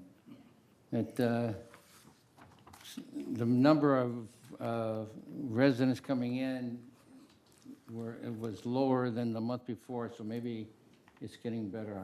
I certainly hope so. We don't want to collect your money. We would like to get it down to zero, but it's kind of difficult. That's in the report. Thank you, John. Do you have anything on the Communications Committee, Maggie? Yes, this month communications regarding United Elections, we posted online in the Breeze and on Village TV, in notices and in directors' reports on this day. The plan for a new resident speaker form was used today, hooray, and developed by staff and some directors. This form will help with resident comments during meetings, provide a written record, and so on. A quick survey was done by staff for a handyman program, like some used in residential communities. United needs to work on the list of included items. If residents and directors, anyone has suggestions of what should be on the list, the sample list was all of these. I'll read it fast. Remove or install table leaves, open or close convertible couches, turn mattresses, move furniture, hang shelves, hang pictures, move or hang potted plants, paper towel hangers, install small carpentry jobs, duplicate keys, vacuum cleaner bags, fluorescent tubes or light bulb replacement, minor electrical work, including chipped circuit breakers and doorbell repair, drain clearing, minor plumbing repairs, toilet repair, stoppage clearance, sink repair, stoppage clearance, item retrieval, tub and shower repair, component replacement, stoppage clearance, faucet repair, garbage disposal, stoppage clearance, and so on and so on, dishwasher repair, vent fan, or install resident mobility equipment, minor refrigerator repairs, minor oven repair, range hood repair, cooktop, washing machine, dryer. Even if you have an alteration, if you have the service, they can work on your alteration. So minor dryer repair, water heater repair, adjust, reset closet doors, replace broken clothes poles or sockets. Whatever it is, we will have to differentiate. All the included items for your co-op, of course, are free and need not be included in this $200 package. Thank you. Okay. The next item is the Governing Documents Review Committee, which I will report on. We met on Monday, August 28th, and some of the things that were done under the consent calendar was a corrected committee charter and to approve the red curb policy that was approved by United in April. We just looked at the wording and all in that. We had a report regarding unoccupied units, liens, foreclosures, guarantors, and paying for cash instead of financing units. And reports for those were discussed. Under discussion and consideration, we reviewed the resident services forms for resale, which needed to be updated, and a subcommittee of Pamela Bashline, Lori Moss, Delphine Massey were made we're going to get those upgrades to us, and advisors Bev Van Storm and Mary Stone, and Director Blackwell would review those prior to bringing them back to the committee. We reviewed the financial qualifications policy, consistency with the restated bylaws, and we voted on that today. We reviewed and discussed requirements for sublessors, which was tabled to our next meeting because of the time. And we had a special meeting then on September 5th. And at that special meeting, that's primarily what we looked at: financial qualifications policy, which we voted on today, and the requirements for sublessors, changes to the sublease policy, to the fees section, and various forms and committees. So that will continue at our next regular meeting, which will be September 25th, and everybody's invited. Our next report is from the Disaster Task Force. Andre?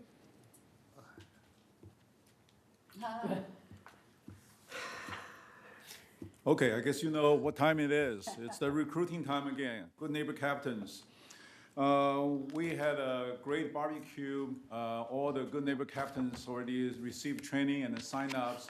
They joined us. We had a good time there. We talked about the issues and discuss alternatives, how to make this neighborhood a really safe and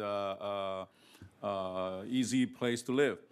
And so that's the barbecue event. We will have more of these events. If you want to join us, please sign up and the Good Neighbor Captains and receive the trainings. And October 3rd is our new training, the next training schedule. So our task force will meet again 2 weeks before that, and we'll start a recruiting effort. This time because we have all the, quite a few Good Neighbor Captains already joined, and they are very enthusiastic that we will work together, and hopefully we will have a record turnout and a sign up of Good Neighbor Captains. Our next meeting will be September 18th, 9:30 a.m. at Sigma Room.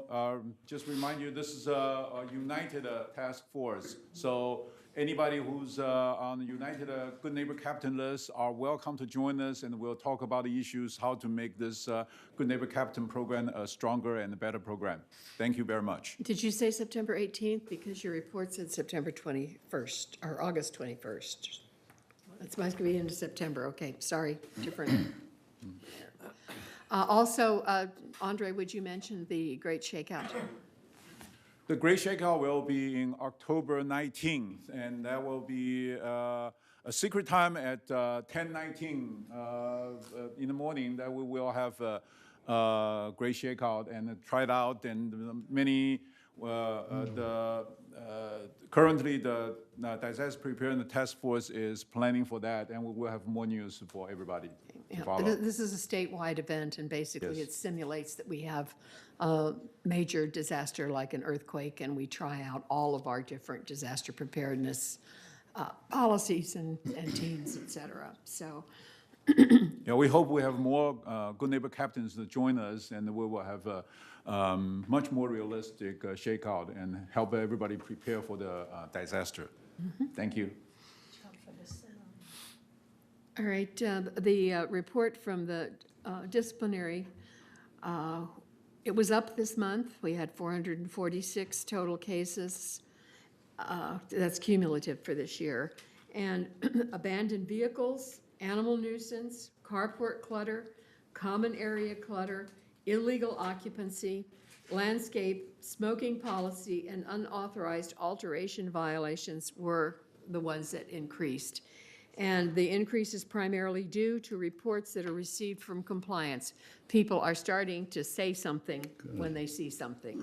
And the compliance hotline, 949-268 call, all residents are encouraged to use, and it can be anonymous voicemails, but the more we know about these violations, the better we can do to control them. All right, the last report is from our parking task force, and Maxine, you were going to give that this time? Thank you. Yes, our parking task force decided to narrow the major learnings, the major facts we've learned about more than 92 cul-de-sacs in United into this report, the four main things. And, you know, we all deal, everybody living united, we deal with the one fact that only one carport parking slot is assigned to us. No matter what happens, we can't get two, more aren't going to be built, we only have one. Parking anything else, another vehicle, a golf cart, anything, we have to be a bit creative and search for that spot. The first important fact, no parking spaces in the cul-de-sac have been reduced that we know of. Actually, a company was hired a few years ago to restripe the odd-shaped cul-de-sacs, their parking areas, and they actually gained more spaces. Some flower areas were removed to allow more parking space. I saw one under construction in cul-de-sac 34, where they took out a planted area and put in asphalt and made room for 2 cars. I walked over there last night to see how it looked, and it looked like they'd done the same thing in the opposite corner. So staff and outside personnel did help create more parking slots.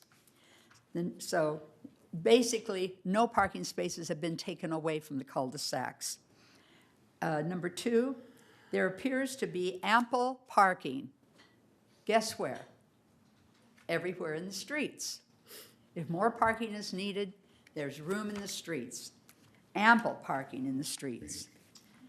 Number 3, apparently some carport slots have been empty and for a long time. We want to encourage the residents to make their empty carports available to others. The board will support this endeavor in many ways, probably in the Village Breeze, from time to time when there are interviews of our mutual board members on our village television station, on Channel 6, and on the Village Trading Post. We want to encourage residents to post notices on the laundry room bulletin boards if their carport space is available for use for someone else. That can be very helpful. There are really, number 4, there are really no surprises in the amount of parking space in our cul-de-sacs. Small cul-de-sacs have less off-street parking, and we have some very small cul-de-sacs. If the road going in from the street is short, that's a small cul-de-sac. You're not going to get a lot of extra parking space on that road leading in. Big cul-de-sacs have more off-street parking, and boy, do we have some really big ones. So it happens to be where we happen to move, where we chose to move. If complaints come into the board about parking, we were asked how to handle them. We suggest they first run them by compliance to learn if any rules have been broken.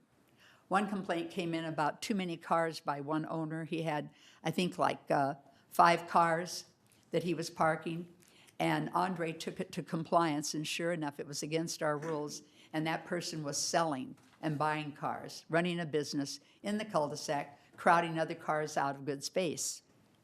If no rules have been ignored, no rules are broken, then we suggest the complaining member be invited to present the details to the Resident Advisory Committee.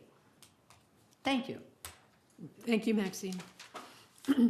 Item 15 is GRF committee highlights, because it's important that our residents know that everybody on this board serves on at least one GRF committee.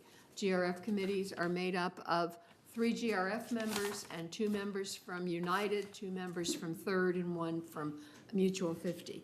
And so a quick report, and because they're only every other month, there's not a whole lot to do sometimes, but tell us when the next meeting is. The Community Activities Committee. Maxine?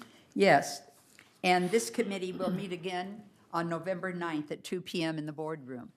And the committee is endorsing increases to the golf greens. That means they have decided they approve the ones brought to them by staff and other board members, and they're going to send it to the board for a vote. And therefore, people who want to discuss it can come to the next GRF meeting and have an opportunity to discuss that, maybe even for two meetings. It's a matter of a few dollars here and a few dollars there, and people might want to discuss that. They've already been approved, Maxine. Beg your pardon? They've already been approved. Not at the board meeting. They have GRF board meeting this week. Yes. GRF board meeting this week. Last week's Right. GRF board meeting, they approved their business plan, which included Right. those updates. In the business plan. Thank you. Thank you. I forgot that. Right. It's really important to follow these special events where you can get on a bus and go, thanks to our Recreation Department organizing that.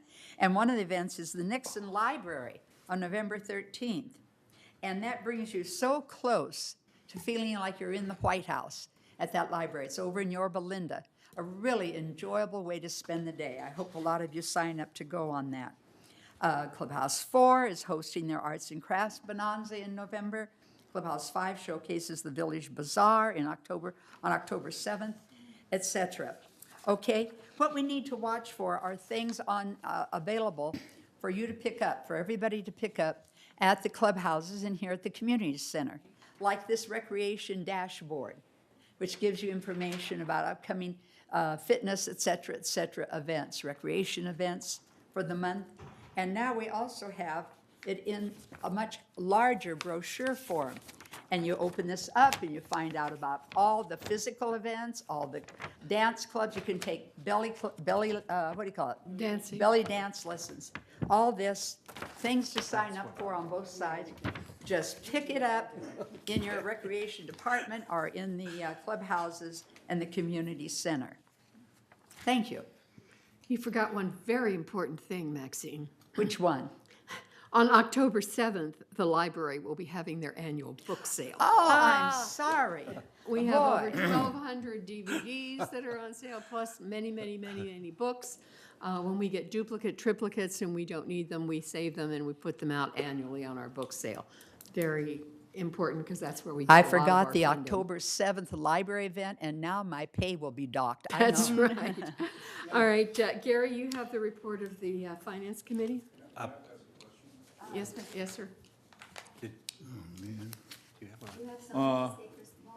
Yeah, well, whichever. No, You no, can go no. Oh, first. wait, Andre had a question. Question about the CAC, yeah. I also observed that the CAC committee has increased the rate of rental during their meeting. Is that also approved by the GRF board at Yes. this moment? Yes. It's already It approved? was part of the business plan. Is that before CAC approved it or after CAC approved that? CAC recommends. It's Yeah, on the, CAC recommend, but is that before CAC recommend or after CAC recommend? Andre, it's on the October GRF agenda. The CAC committee recommendation will go to GRF in October. October. So that's not approved yet? Right, for Okay. golf fees and also for room rental. Right. However, it Okay. was figured into their business Right. plan for Right. next year that was approved last week. Okay, that's a little bit confusing there, but, okay. All right, Landscape Committee, Maggie? Oh, wait a minute. I didn't see- Finance. Right, I'm sorry, we started there. Pat, you're going to do that? I'm sorry, I thought. Yes, I think Gary might have something to add to it, too. I'm not sure. At our last GRF Finance Committee meeting, they were discussing the fees for the recreational vehicle parking. And a resolution was made by, I believe it was a GRF person, that it should be $400 per year. I counted that, Gary and I counted that with 320 because we believed that the supporting documents from Betty Parker were very solid at 320, but we didn't have anything to make it 400. In any case, the $400 resolution did pass, but that's not the end of it. It went to the board then. This will show you how effective and how important it is that we participate and keep track of what's going on with this kind of thing. At the GRF board meeting, they actually passed it at 320, not 400. So I think we did a pretty effective job, and I think it's very important that we not only participate in the GRF meetings, but let everybody know what we're doing, and I support Juanita, who's been pushing that. Thank you. Did you have more to say, Gary, on that? I was just going to say that we had a presentation of Blackwell Merrill Lynch providing an overview of services provided, performance, and fees. And we had an insurance presentation from Beecher Carlson on services provided overview and info that we needed to get out to people that they should be looking into an HO6 policy for homeowners insurance. GRF passed a golf fee increase, room rental increase, additional occupancy fee increase, transfer fee increase, suspension of cable and internet as disciplinary action. The Willows Foundation property conveyance, jewelry television addition to Village Television. That's it. Thank you, Gary. All Oh, right, our next meeting will Yes. be October the 25th. very good. Landscape Committee, Maggie? Okay, the GRF Landscape Committee did not meet this month. The next meeting will be September 21st. We did, however, hear a very good landscape report by Kurt Ron that I have mentioned before. And so he tells us the status and the forward look that we have. That's it. Thank you. The M&C Committee? Yeah, I'll give you an update on 3 of our items that we're working on. Clubhouse 1, the lounge, the art gallery, and the card room need a lot of updating. And staff has collected a lot of input from the people who use those facilities. A scope of work is being developed and will be going out to bid soon. An update on the pickleball courts and the paddleball courts. As you know, we've received a lot of input from the players and the residents, and staff is working on that. It would be submitted to the city engineer for approval this month.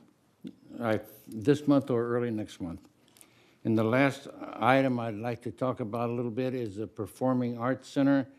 As you know, that's a huge project. We've collected a tremendous amount of input from the clubs who use that area and the residents who participate. We now have an ad hoc committee, and they are discussing all these recommendations, and they will set up a timeline for the next phase of work, and I'll keep you up to date. That's it. Thank you. Media Communications Committee, Maggie? Okay, Media and Communications met on August 21st. We discussed the town hall by Chuck Holland and Paul Ortiz, where they presented TV and technology town hall. That was very informative.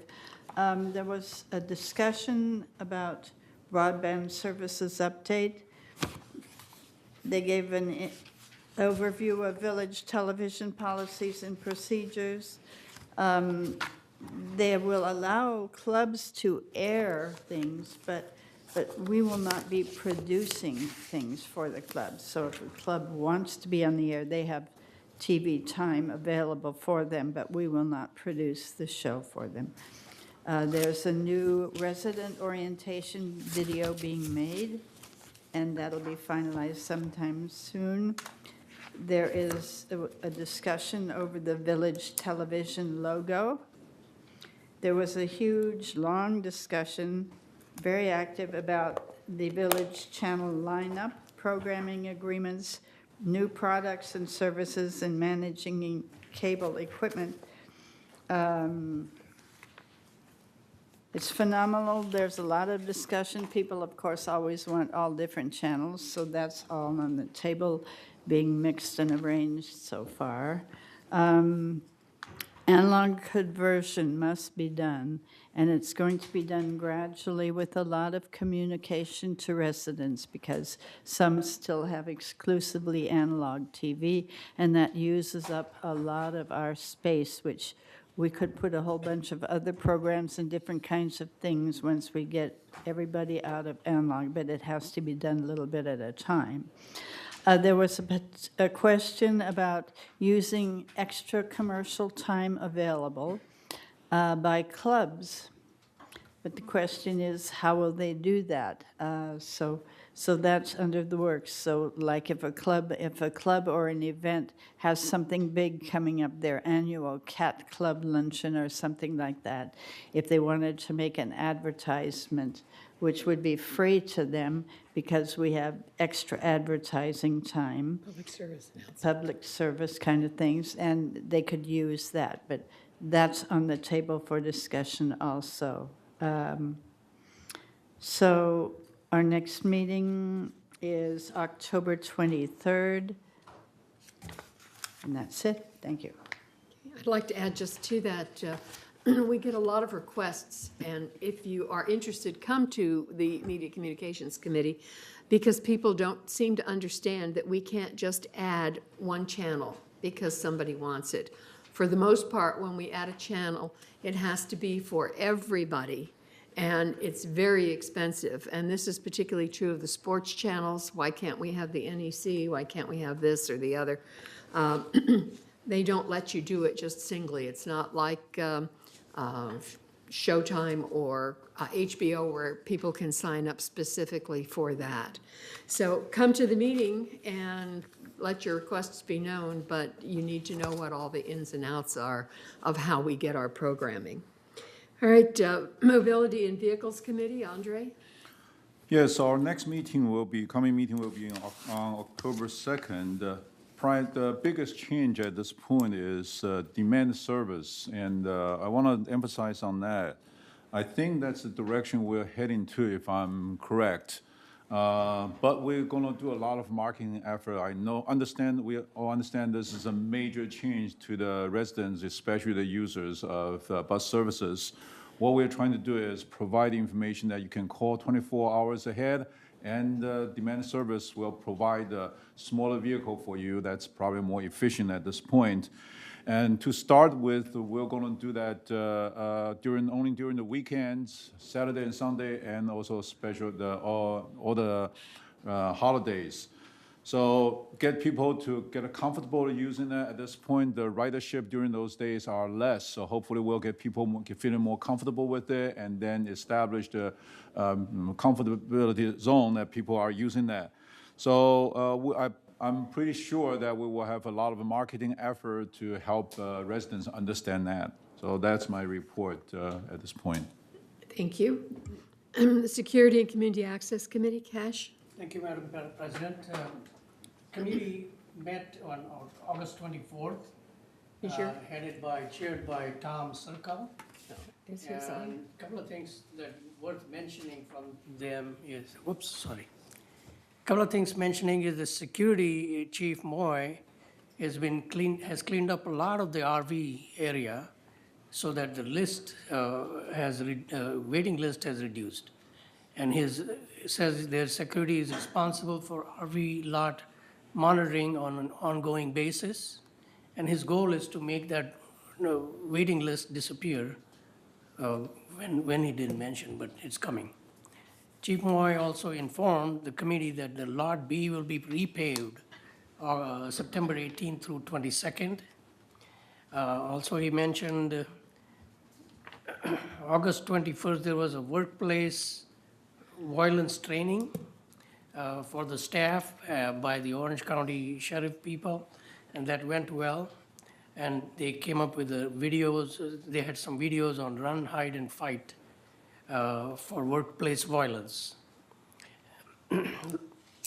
City of Laguna Woods recognized residents of Laguna Woods Village and 2 of the security patrol officers for apprehending a suspect that was stealing from carports. And the names are Rosemary Elliott, a resident, Ben Caregiaga, and Ilualo Diaz, the officers. He also explained that the Laguna Woods Village is not a fortress, and most thefts are crimes of opportunity. In fact, one of the recent theft suspect was found to be in possession of a permanent guest pass. So please be careful when you issue permanent guest passes to who you issue them to. Overall, the Laguna Woods crime rate has been extremely low in Orange County. He also introduces a business pass policy. He presented it, and the business pass policy would require any business that comes into the village to pay for a permit and passes, and they can request up to 5 passes.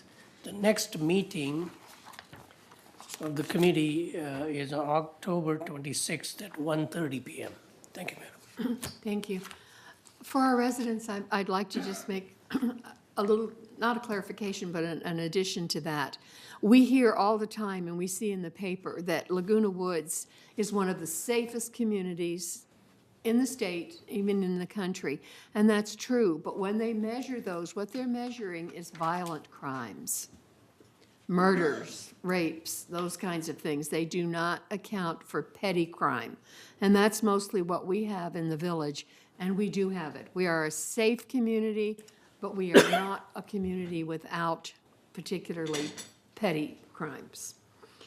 Our item 16, the future agenda item, this will be for our November 14th meeting.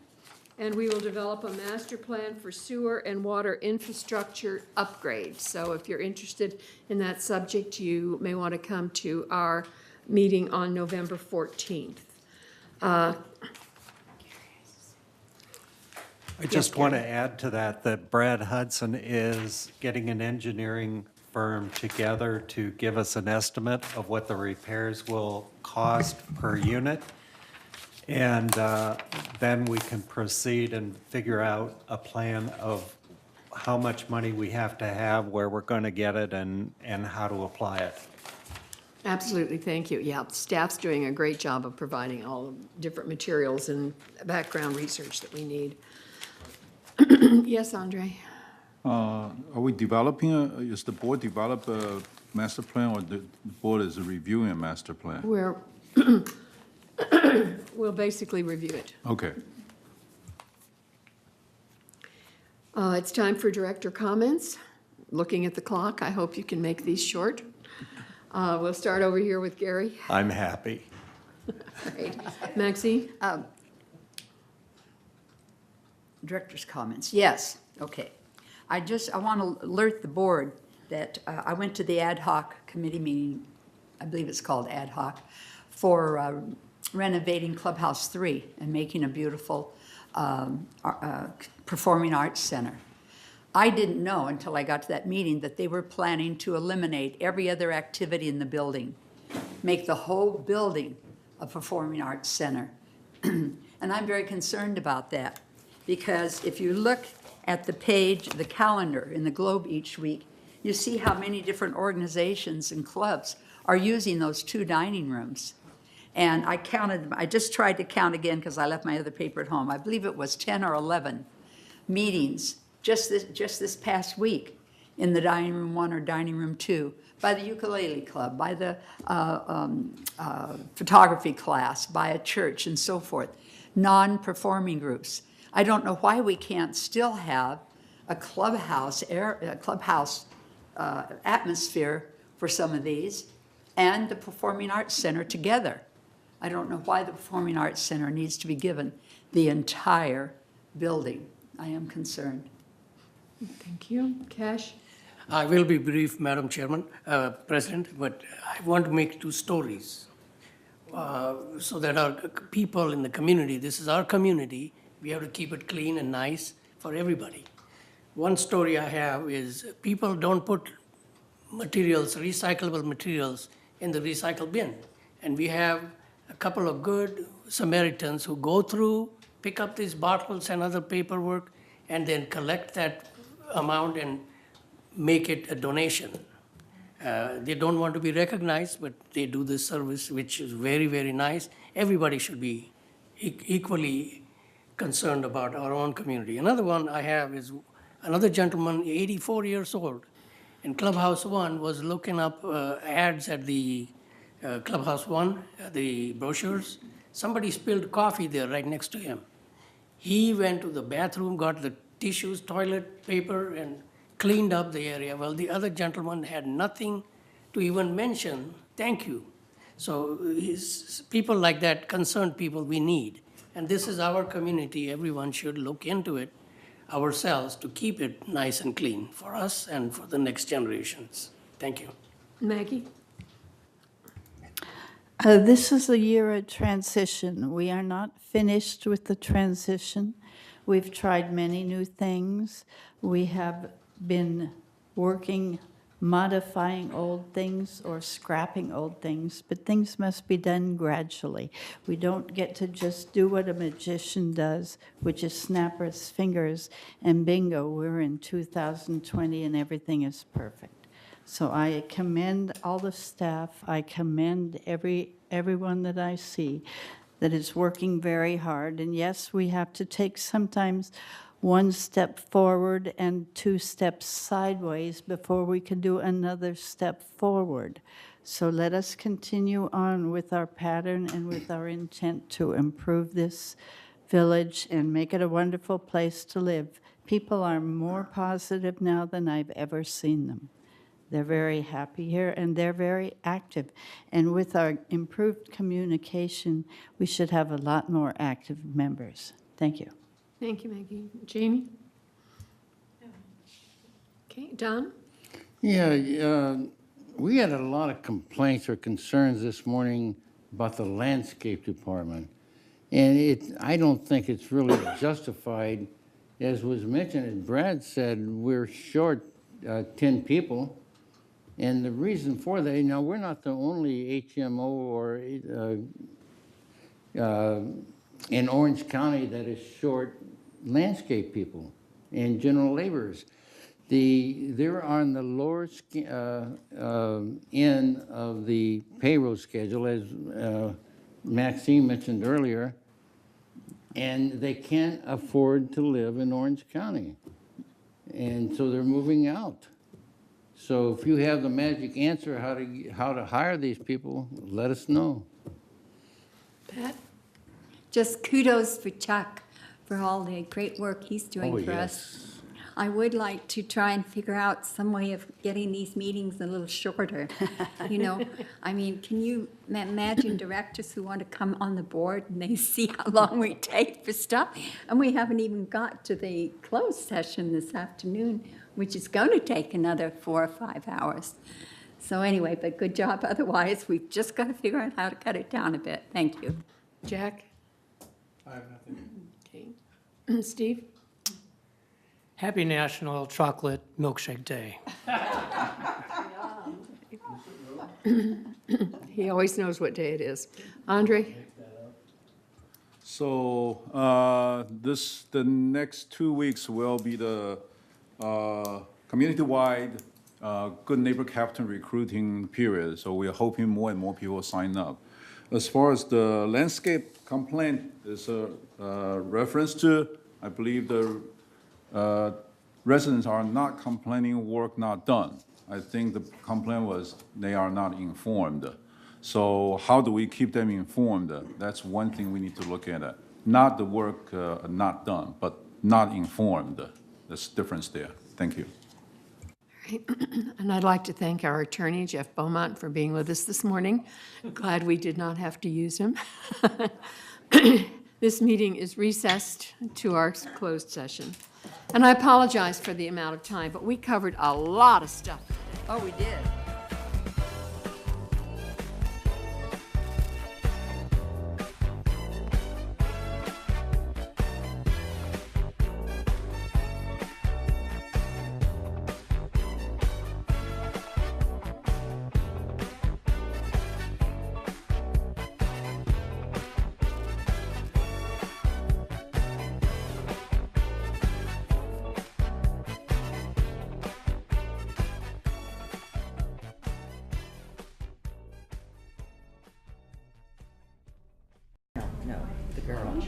Oh, Joey Heatherton.